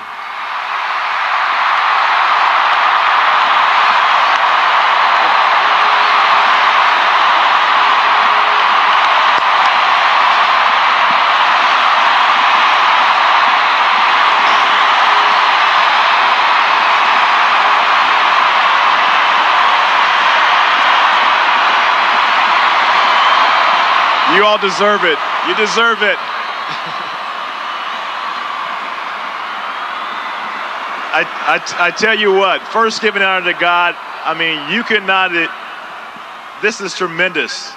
You know, you people follow instructions well, because halfway through the season, Mr. Winfield said he wants noise, and I tell you what, you've been giving him noise ever since then.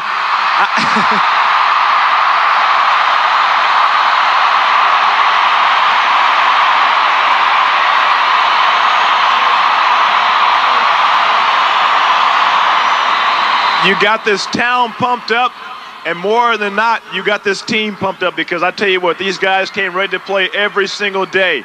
We had a goal right from spring training, and everyone saw the t-shirts that said 3 for 3 in 92. And by George, we came out 3 for 3 in 92. And you all were a big part of that.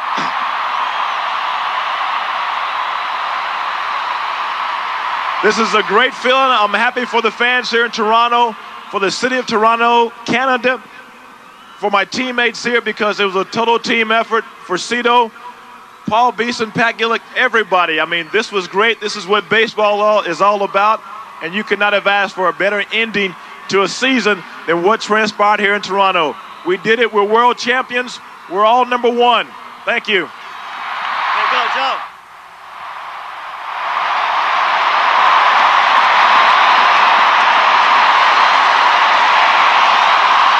It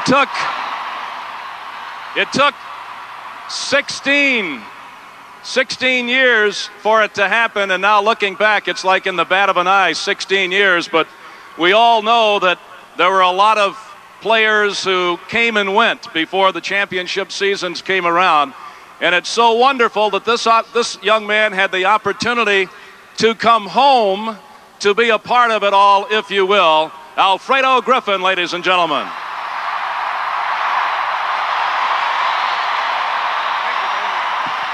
Yes, yes, yes, yes. Oh, yeah. Well, I'm a really happy man today.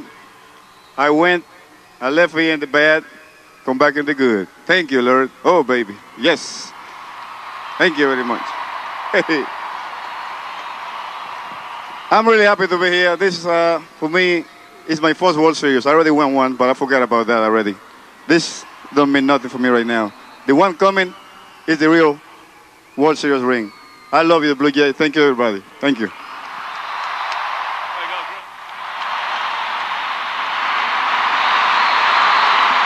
Thank you, Alfredo.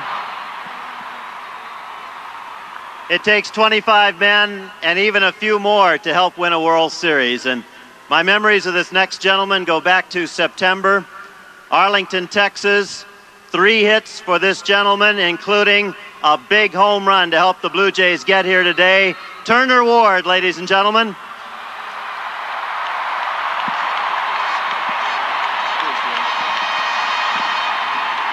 First of all, I want to thank my wife for having my little boy Tucker, who's sitting right there in the front row. And I just want to thank the Toronto organization, because I still could be with Cleveland. So if it weren't for them, I'd still be with Cleveland, maybe watching this on television. So I want to thank the whole organization. I love you fans. You're the best in the world. Thank you.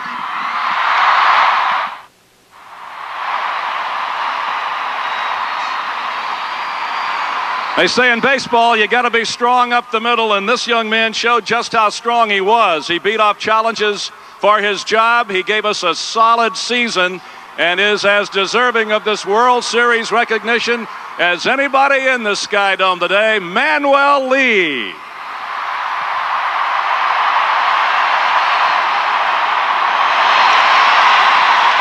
Thank you. Thank you. I'd just like to say a couple of things. Thank you for your people to support the whole year. And I'd like to say thank you to Cito Gaston as a guy, you know, they help me. They give me the opportunity to play every day in the shortstop. So I'd like to say thank you, and God bless you, everybody. Thank you.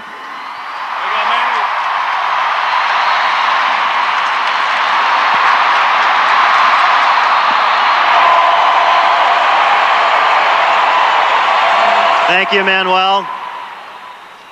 Another September call-up, actually the day before, on August the 31st, is a young man who performed very well in Syracuse. He had 3 pinch hit home runs. He did have a tendency to bug his teammates on occasion. Ladies and gentlemen, Mike Maksudian.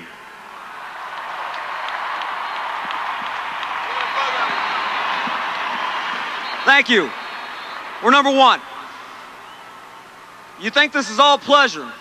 You think we're all having a good time. But when we won the American League, I told him I was going to get a tattoo on my butt.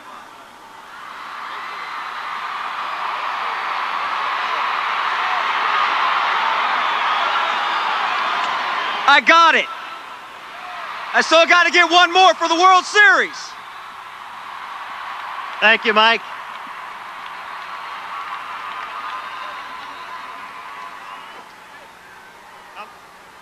Let's turn our attention to a fellow right here who had one of these kinds of seasons. I mean, you know, let's tell it like it is here. Up and down, injury racked, but he was there when the chips were down and when it all counted, and he's been here for some great seasons and hopefully many more to come. Our third baseman, Kelly Gruber. Kelly.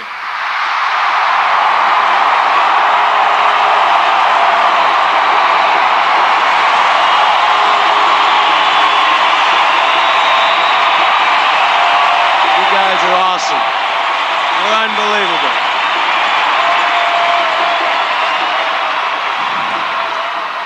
I want to thank in this order. I want to thank the God above. I want to thank my family, my wife, my boy, my daughter, Cassie. And I want to thank you fans.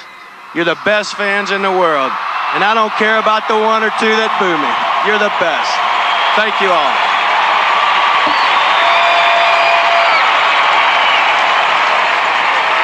Thank you, Kelly. Thank you, Kelly. When I think of this next gentleman, I'll think of a home run in the 10th inning to win a game down the right field line. And I think I'll always remember Atlanta's Jeff Blauser coming up with 2 on late in the game. He hit a ground ball over first that looked like a 2-run double, but John Olerud took it away from him.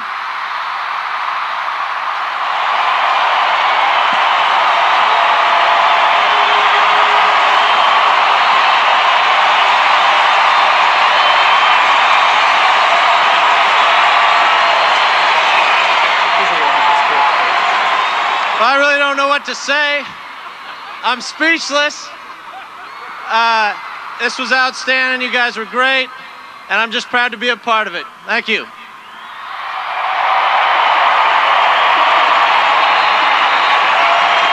This must be a big deal. John's heartbeat got all the way up to 50 here when he was coming up to pick up the microphone. Ladies and gentlemen, when it's all said and done, injury sometimes will take its toll. From the day the season begins until the day it ends, as we said before, there are many, many ups and downs, but there are also players who are the signature of organizations. And this gentleman here has been the signature of this organization for a glorious decade plus.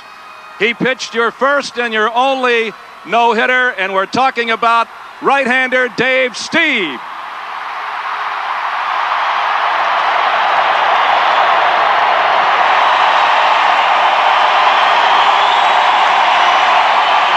Thank you. What a day for this organization, what a day for Canada.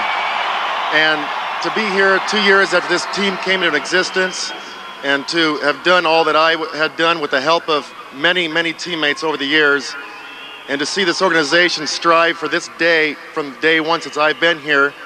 And if it were not for all these tremendous athletes on this stage right now, I might have never been able to be a part of this.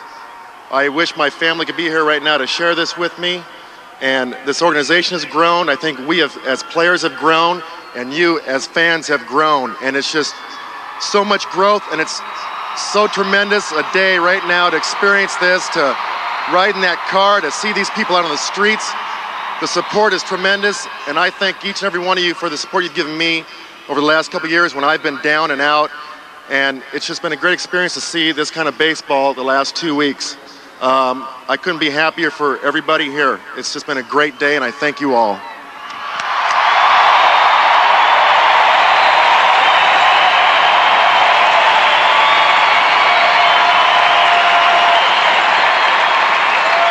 Thank you, Dave. Before I introduce this next ball player, I do want to highlight a ball player who's not here, because one of the reasons why this next man's base hit home run was so pivotal is because Derek Bell drew such an important walk just before him. I wish Derek were here to experience this, but he had a key walk in the playoffs against Oakland, and Roberto Alomar homered to help win that game. And then he drew a walk with one out in Game 2 of the World Series. And this next gentleman really had the pivotal at-bat to turn the entire World Series around. I thought Kirk Gibson had a big home run in the World Series in 1988, but I saw it topped by this young man who hit a 2-run home run off Jeff Reardon to beat Atlanta, Ed Sprague.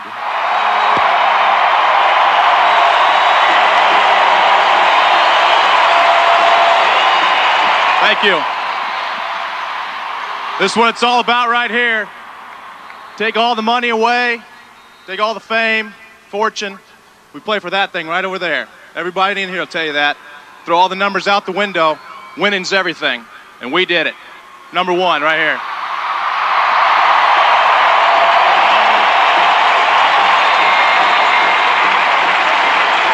Tell you a little story about the aftermath of the ball game the other night. This guy told me that, he says, when I was a kid, I used to fantasize and dream that it would be the last game of the World Series. I would be on the hill and the ball would be hit to me, and I would be responsible for the final out and winning a World Series. And I'll be darned if it didn't come true for Mike Timlin. Right here, Mike.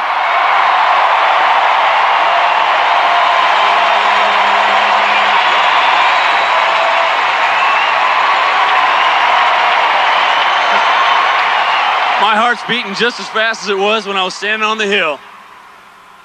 First of all, I'd like to thank God just to let me be associated with all these guys out here and bringing my beautiful fiance to me. Another good part, we're all celebrating up here, but it's her birthday today, so I'm proud of her about that.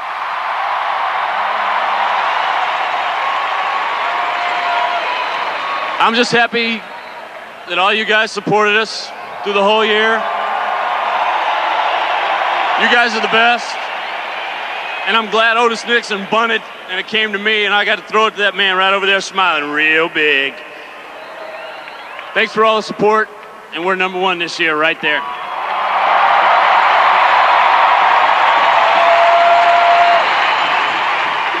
Thank you, Mike.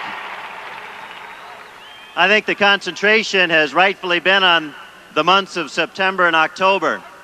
But this next young pitcher who had some arm problems this year, I remember in April and May, started out 4-0, and those were 4 wins that helped the Blue Jays win a World Series. Ladies and gentlemen, a nice hand for young pitcher Pat Henkin.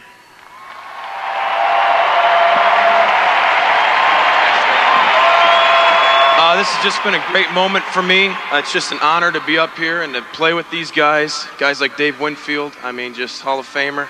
I'd like to thank the organization, all the fans, my fiancée Darlene, and it's just such an honor for me to be up here. I met some really nice guys and got some real good friends. Thank you.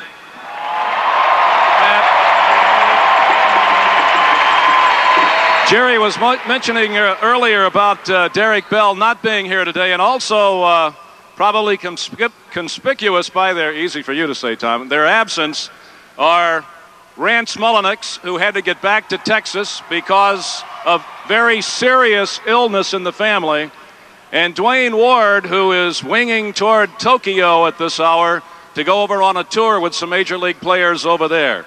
We know that you would like to have seen them up here. I know that as things have evolved, they would love to have been here. This young man is here, and he probably represents future championships for this organization. Third baseman Tom Quinlan. Tommy, come on up.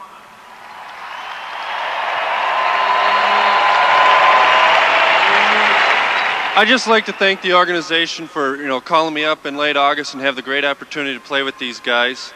And when I did get called up, though, all I heard about was how the fans in Toronto were very quiet, didn't cheer very loud. But you've proved everybody wrong. You're the greatest fans in the world.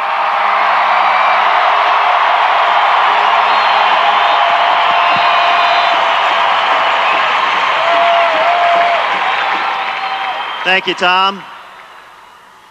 This next left-handed pitcher, I can vividly recall when I first saw him pitch in a Blue Jays uniform. It was back at Exhibition Stadium in a Pearson Cup game against Montreal. At that time, he was in the minor leagues. He was recovering from a number of injuries and surgeries. And then what I remember most after that was the last game of the World Series when Otis Nixon was at first base, 5 for 5, stealing bases. And this gentleman tied him up in knots to the point when he finally tried to steal second, Pat Borders threw him out. And the reason for it, the reason that Pat was able to throw him out was because David Wells wouldn't let him steal second base. David Wells, ladies and gentlemen.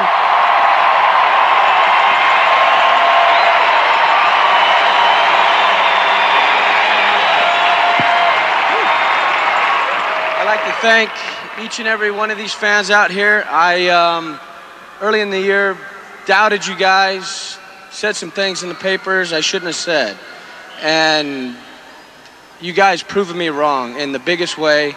And for me, I apologize in a big way because you guys are the greatest in the world.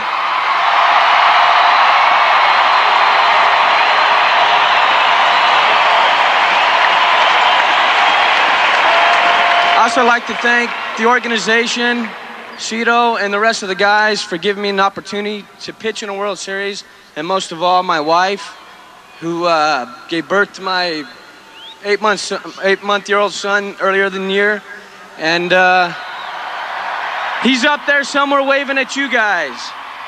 So thank you very much, and hope we can bring one back next year. Thank you.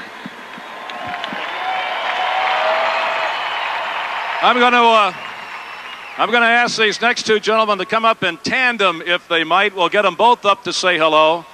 We're talking about the medical corps for this team, and you hear about some of the injuries. A lot of these guys play with injuries that you never hear about, and the next two gentlemen are entrusted with keeping them game ready as much as possible. Our head trainer, Tommy Craig, and assistant trainer, Brent Andrews. Gentlemen, come on up.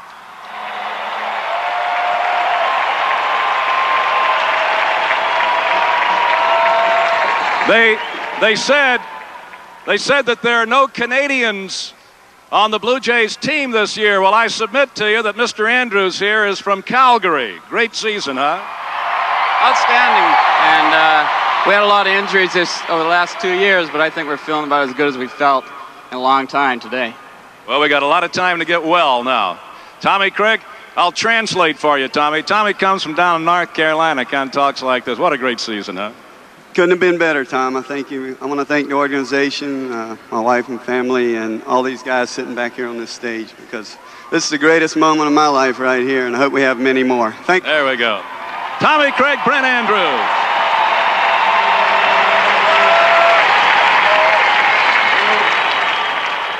This next ball player has put a lifetime into his career.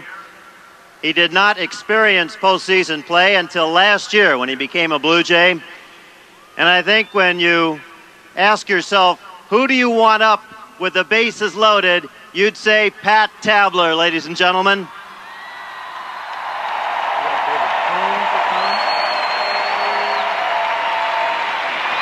Thank you. I'd just like to thank my family for all their love and patience and happiness.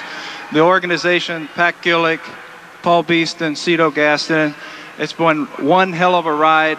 I love you all. Thank you to my teammates. I love all of you, the family out here. God bless Canada and God bless the Toronto Blue Jays. Thank you.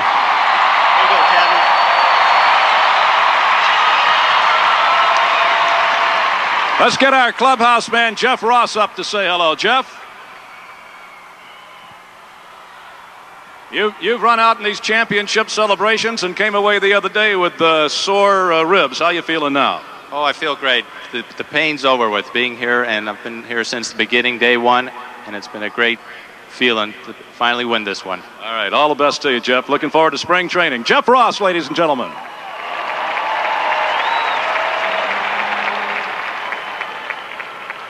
When we talk about this next pitcher, what comes to mind is like father, like son. This gentleman had a great season, but I know he would be the first to tell you with his 3 2/3 innings of scoreless relief in the World Series, he had a greater postseason. Ladies and gentlemen, how about a nice hand for Todd Stottlemyre?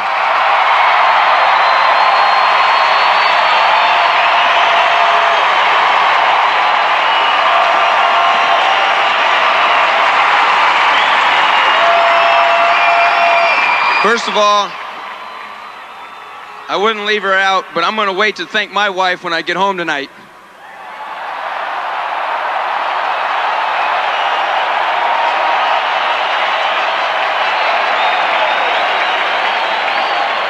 Canada not only has the best team in the world, but we got the best damn fans in the world. Thank you.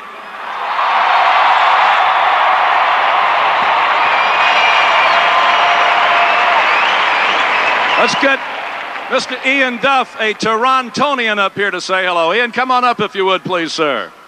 Now, let me tell you, not one of the high-profile guys, but maybe the toughest assignment in the whole scheme of things here, and that's to kind of placate the losers over here in this visitors clubhouse when they come in and the Blue Jays beat them. Kind of a long season for some of those guys, huh? Well, I've been here since day one, and I've had 3 celebrations in my clubhouse, 3 different times. Finally, we got to do it to them. We're number 1 now. There you go, Ian Duff.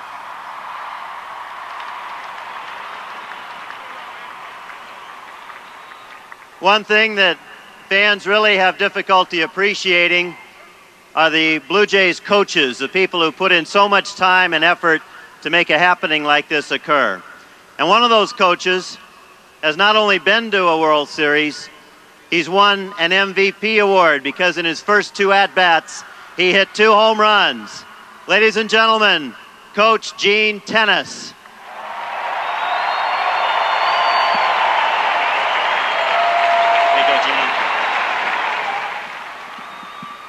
I'd just like to thank the organization for giving me an opportunity to get back in the big leagues as a coach. I'd like to thank all these players because I know what it takes to get to the World Series and what it takes to win one. I'm very fortunate this was my 5th one.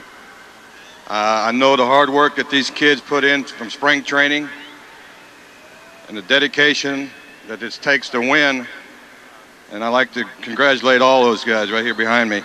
I'd like to congratulate the coaching staff, the work that they've done all year. Also like to take a minute to tell Cito Gaston the work that he's done. It's a pleasure working for a guy like Cito Gaston. He lets you do anything you want. I mean, basically, he lets you run everything.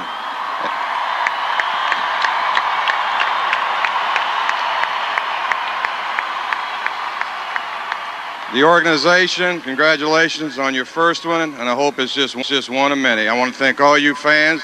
Without you people, it makes the job easier down here for these guys playing.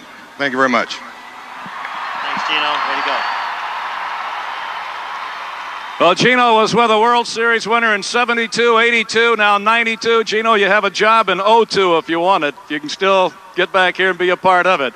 Want to get this next young man just to get up and give a wave right here because that's what he requested to do. But one of the hard workers, you never hear too much out of him. He's a batting practice pitcher and coach, and I'm talking about Jesus Figueroa right there, one of the fine young gentlemen.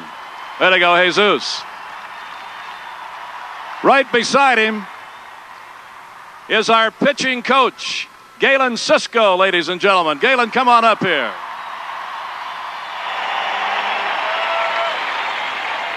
First of all, I'd like to thank the organization, the Toronto Blue Jays, and my wife for helping me make all those tough decisions. I think that I had probably the best pitching staff this year as I've ever had in 21 years of coaching. I think they're all great. And I'm sorry if we made anybody nervous during the playoffs and World Series. Thank you very much. There you go, Galen.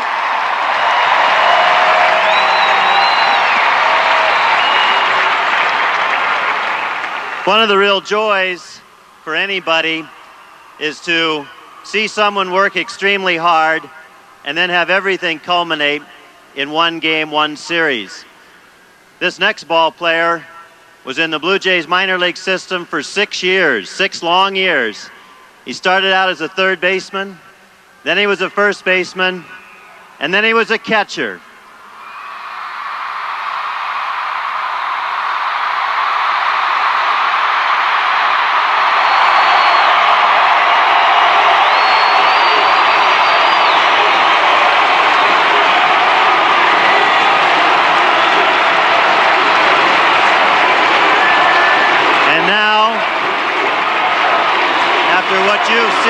Postseason, you can say MVP, MVP. Pat Borders, ladies and gentlemen.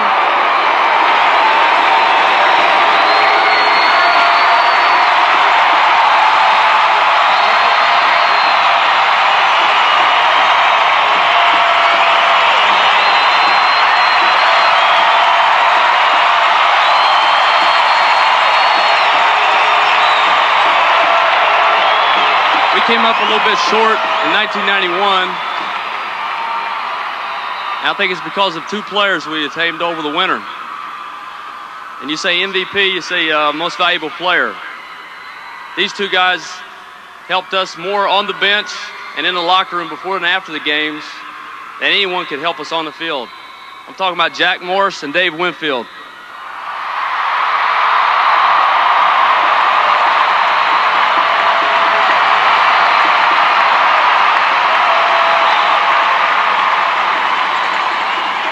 Those 2 right there should be the MVP of the World Series, not me. Thank you, fans, for cheering. We'll see you next year. We'll repeat it again.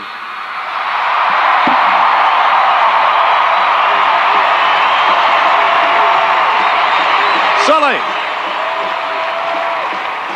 If anybody around here has seen a white-tailed deer, tell him just to stand pat, because Sully will be there in a day or so. Our bullpen coach, John Sullivan. Sully?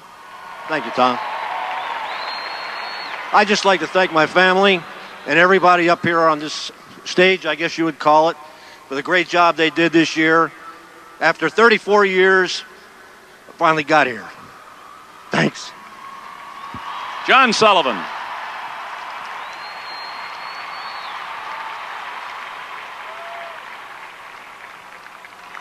I think just seeing John Sullivan tells you how much everybody on this stage appreciates what's happening here today. This next gentleman appreciates it as well, and he made some fast friends here in Toronto over the last month and a half. He's someone who had 2 great homecomings. His first great homecoming was when he went back to Kansas City and he beat the Royals. That was his first one. His second homecoming was when he went back to New York City and he beat the New York Yankees. His third memorable homecoming, if you will, was just a couple of days ago in Atlanta, Georgia, when he helped beat the Atlanta Braves.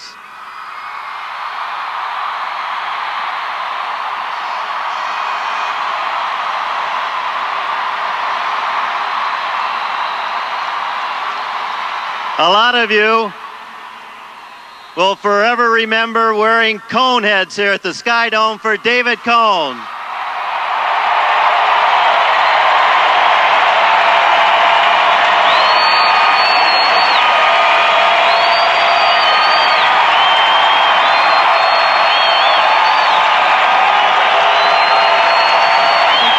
I should say is thank you to Mr. Gillick for getting me over here. It was like I was hitchhiking on the side of the road and got a ride to the World Series. Unbelievable.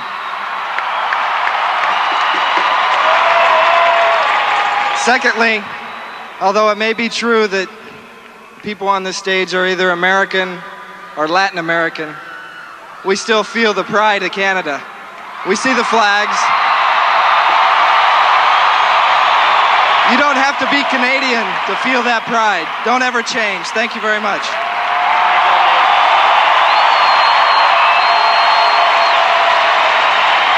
Rich, come on up here. Rich Hacker, third base coach Rich Hacker.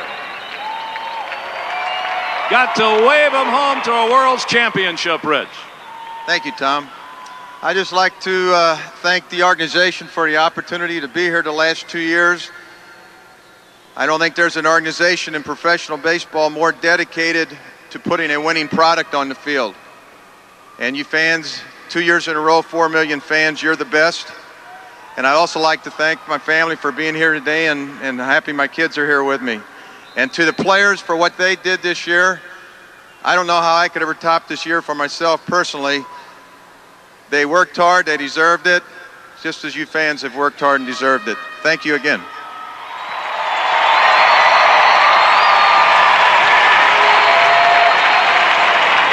Thank you, Rich. I'll make this short and sweet. In 1985, he came up in July and he helped the Blue Jays to their first division title. And in 1992, he helped close down a World Series championship. Number 50, Tom Henke.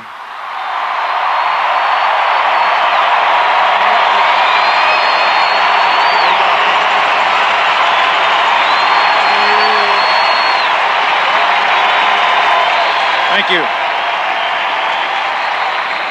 I just have to thank God for giving me the ability to participate on this great team. I want to thank my family, my beautiful wife, Kathy, my kids who are sitting at home probably watching this on TV, all my friends here in Canada and in the States. I got to thank the organization for getting me over here from Texas. I also got to thank all the great players that are here. This is the greatest team I've ever played on in my life. And I want to thank the fans especially, because without the fans, I don't think we'd have been able to do it. It was your support that carried us through, and I want to thank you all very much. Thank you.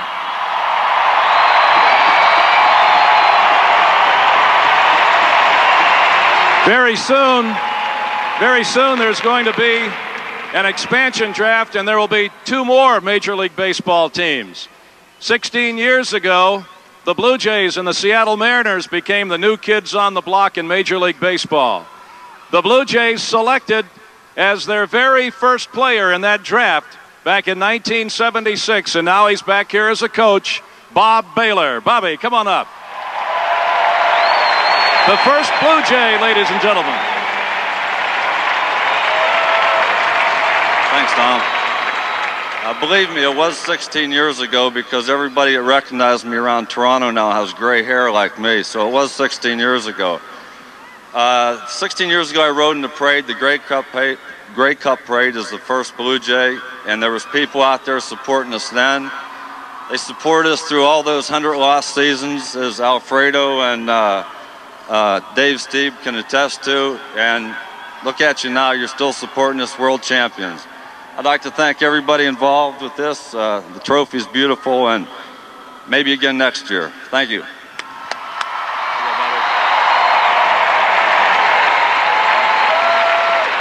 Thank you, Bob. This next pitcher was originally in the Blue Jays organization, had some arm problems, and was probably this close to being out of baseball. But he fought back. He was a rookie pitcher of the year here in Toronto in 1986. And now he's part of the world champion Toronto Blue Jays. And that great bullpen, I introduce to you Mark Eichhorn.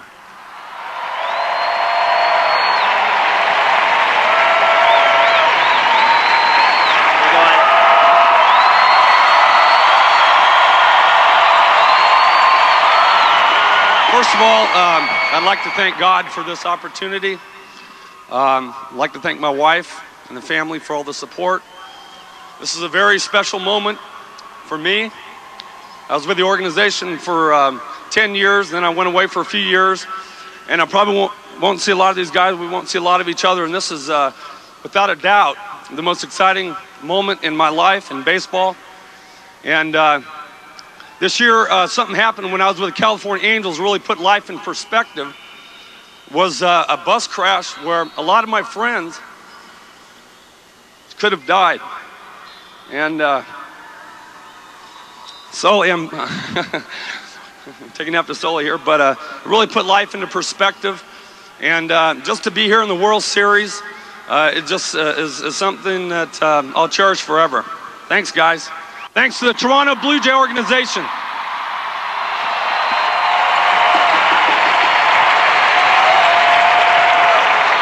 Let's get the hitting coach up here, the guy that kept them fine-tuned all season long, Larry Heisel, the hitting instructor. Come on up, Larry.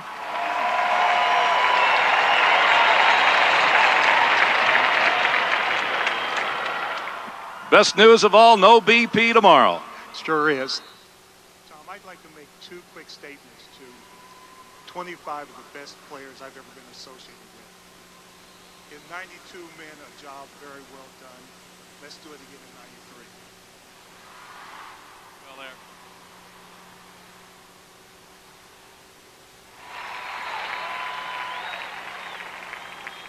Ladies and gentlemen, we had another first here in 1992. The Blue Jays had their first ever 20-game winner.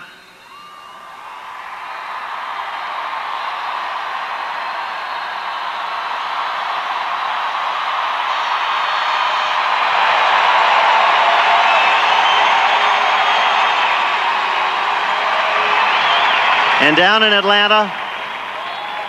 Atlanta for yet another World Series, I'm sure the Braves organization and their fans were not happy to see a young man's sign that said, "Jack is back."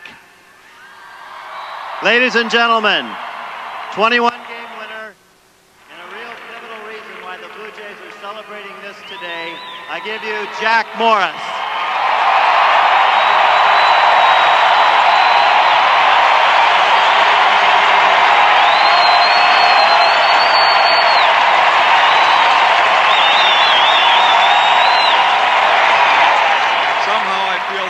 Luckiest guy here because this isn't my first time doing this thing.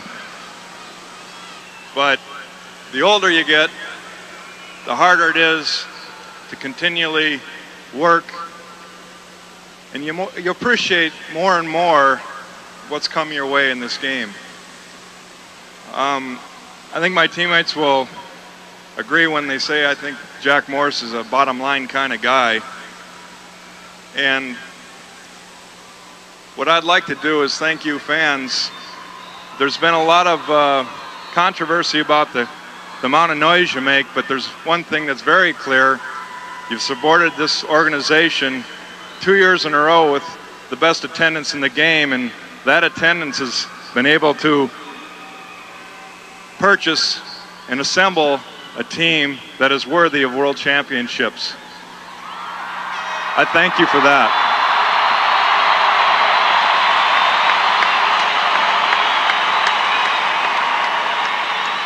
Now again, for my teammates, I just want to let them know that how hard a work a moment like this will always be remembered. I've been here before, and it seems like no matter how many I've been through, and I've only been through 3, and I'd like to be through a couple more, but you always remember these moments. I quoted a little poem for them in spring training, and I've changed it a little bit so all of you can hear it. The poem goes like this: roses are red, violets are blue. The Twins were champs in '91, and the Jays are champs in '92. Thank you.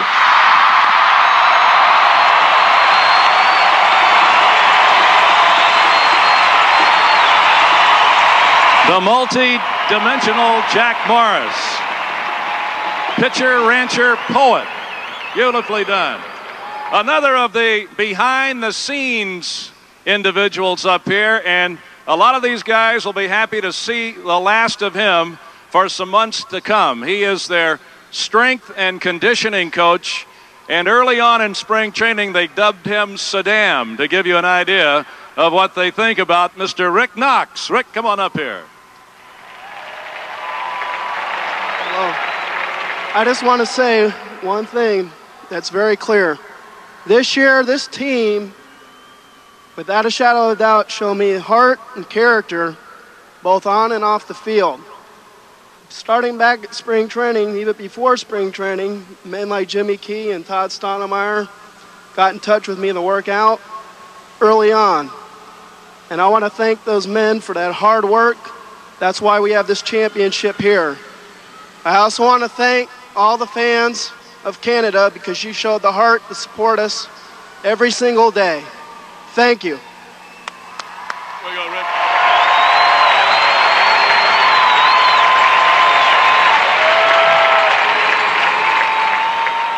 Sometimes when you get to a situation like this and you're an athlete and you cannot participate, that hurts. Especially when you've been to a World Series before and you know that you could make a contribution, God willing. Well, this gentleman has had arm problems, and to top it off, he got a little dizzy along the way, but he's a great citizen in the clubhouse, someone who's been here a long time. I'd like to have him come up and say a word to you. Pitcher Ken Daly, ladies and gentlemen.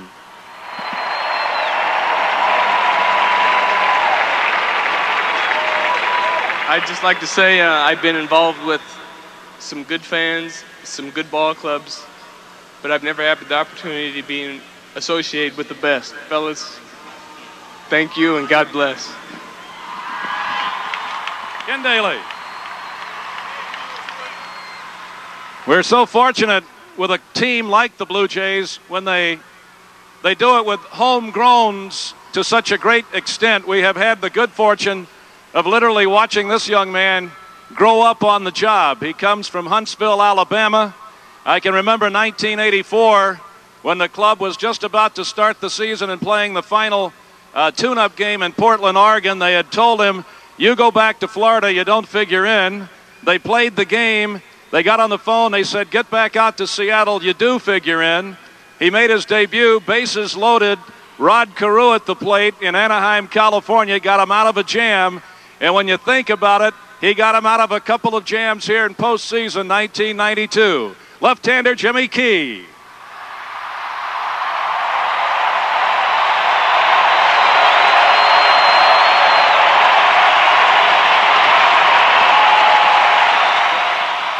We finally did it, and sorry it took so long, but here it is. Right here. This is what we worked on. Everybody said everything already, how great you guys are. I think the fans have been here since I've been here in '84. You know, you've gotten better, like Steve said, and you're great. One thing I would like to do is everybody has said thank you to their wives. I would like the wives to stand up and have you cheer our wives. Stand up, please.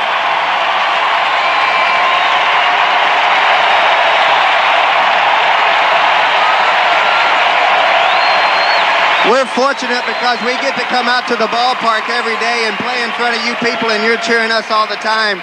But these are the women behind the scenes that do the dirty work. They do all the hard stuff. We get to have all the fun. So thank all of you. I'd just like to say one last thing. I don't know what's going to happen this winter. My ears are open, like I said in the past. Whatever happens, happens, but I want you to know that I've enjoyed every day that I've been here. Thank you very much. Jimmy Key.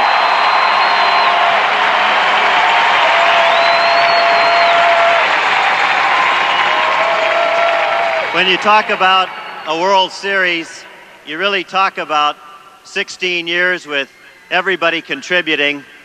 And this next gentleman started on the grounds crew, worked in the ticket office, and has literally worked himself right up to the point where, along with Pat Gillick, he brings you the players that you're cheering for here today. And I'd like to bring up a great friend and gentleman, the Assistant General Manager of the Toronto Blue Jays, Mr. Gord Ash.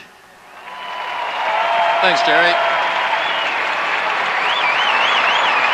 I was born in this city, I was raised in this city, and to be part of a World Series in this city is truly remarkable. I also want to pay some tribute to some other champions here today. They're seated up in the baseball press box. This is the front office staff of the Blue Jays. Stand up and receive some applause for the people here. You've done a great job behind the scenes as well.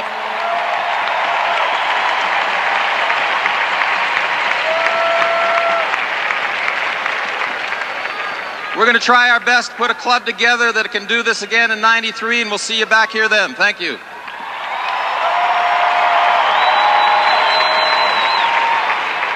The great thing about the great game of baseball is that it is day-to-day. It is an armchair manager's paradise. It is a second-guesser's paradise. But if you're sitting in the dugout and you've got the big bag of managerial rocks on your shoulders, it might be the loneliest job in the world as well. This guy took this team over a few years ago and does not have to take a back seat to anybody in the game anywhere. He is the manager of the world champs, CFTO Gaston. CFTO.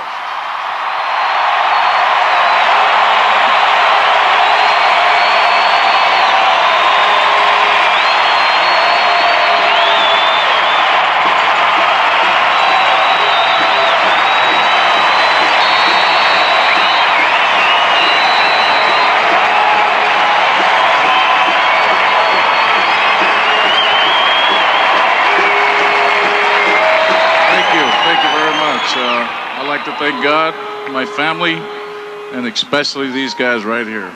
They did it.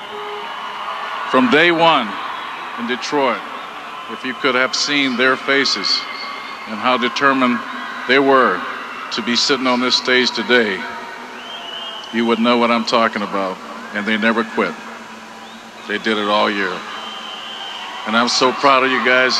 I swear, be proud of yourself because you're great. And thanks for everything. I really mean that. I really do. And I guess I get a little emotional sometimes, but I've had some great players here. I've had some great people here to play this game, and there's a lot of them still here. But this is probably the most determined team I've ever had here to be sitting on this stage, and they did it all. These guys.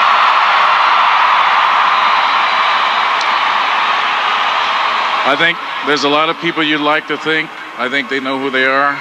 But most of all, we'd like to thank you fans, because without your support, we could not have put this type of team on the field. And Jimmy Key said it best. Thank all your wife. Let's do it again. Thanks.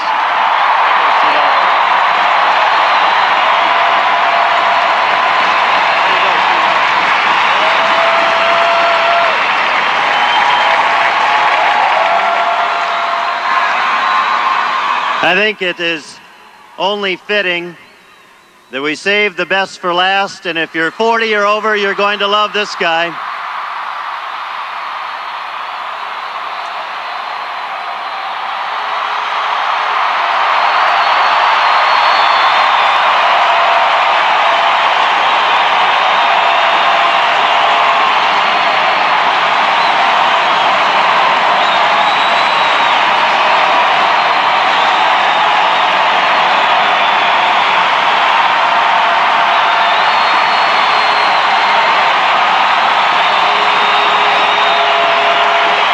This Sky Dome is his Winfield of dreams. Ladies and gentlemen, Dave Winfield.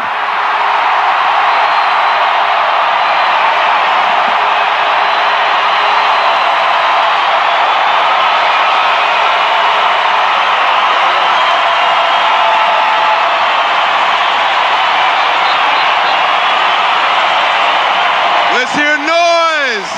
Winfield wants noise. All right. All right. All right.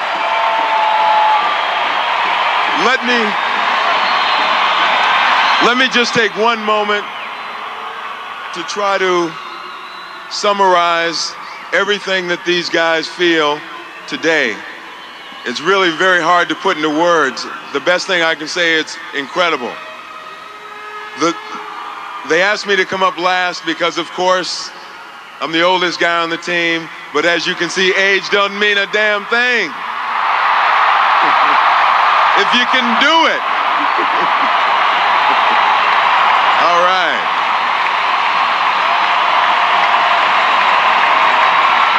Let me say, it seems to me that today is about two things. It's about celebration and it's about giving thanks. We're all going to celebrate. We've had a fantastic celebration from when we won this thing in Atlanta to the streets of Toronto to this parade and to this fantastic reception here. I have to thank God for giving me the ability that I have and steering me in the direction of playing baseball, professional baseball. I've done it for 20 years. Every year hasn't been good. I've probably gone through some of the worst years that anybody can endure in this sport, and I've now witnessed and been through one of the best, and that's 1992.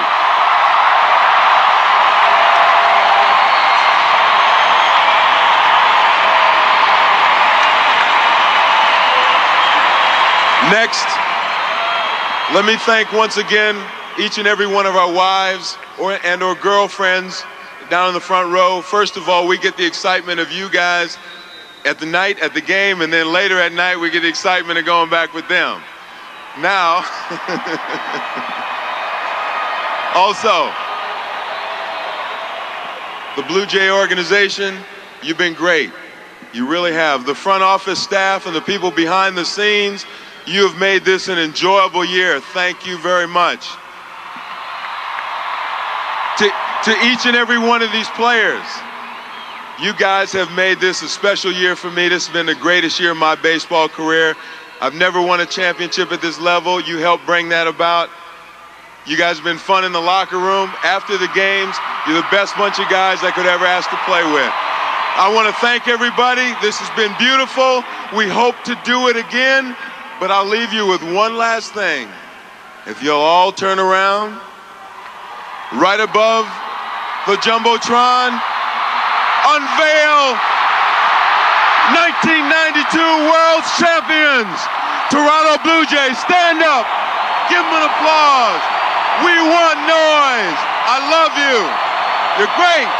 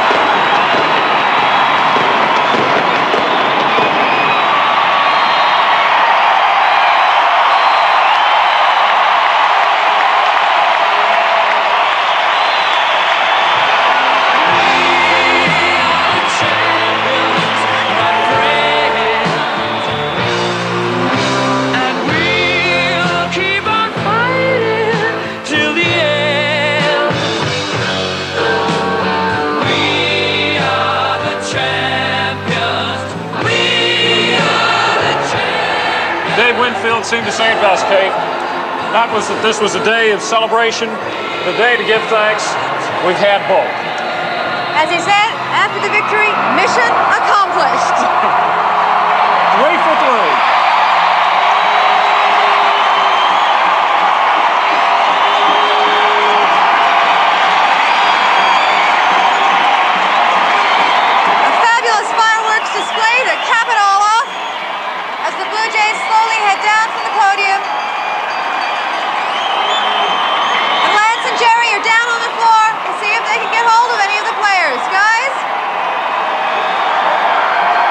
the floor, but it's pretty difficult. I'm going to see if I can sneak over here just for a second. Tom Henke, have you got just a second? We're live here. I just want to talk to you. I'll walk with you for a bit, but I don't know how far my cable will go. What do you think of the day? It's great. It's a great day. I think everybody came out, were enthusiastic. The parade was tremendous. This is what it's all about right here. Everything that you've gone through over the last week, is it what you imagined it would be when you got there? Yeah, I think so. I think it's everything it could be. I mean, we've got the greatest fans in the world. I played with the greatest team in the world. Now I get to go home to the greatest family in the world. So it's just been a tremendous experience. It really has. How much longer are you going to celebrate before you turn the page and look at next year? Well, I'm going to celebrate all winter now. We deserve it. We've worked hard. I'm going to celebrate the rest of the winter. So, will you be here next year? I hope so, but I guess we'll wait and see. Well, we certainly hope so as well. Congratulations on a great year, Tom Henke. Thank you. And back we go, Ken and Kate. Thank you, Lance. The roar of the crowd behind us probably isn't going to stop for a long time. I don't think so. The deliverers came home today. They brought the World Series championship trophy with them, and the fans roared. That's it from Skydome, from Lance, Jerry, all of us here. Thank you for being with us. I'm Ken Shaw with Kate Wheeler. We'll have more details tonight on World Beat News at 6 o'clock. 6 o'clock. See you then.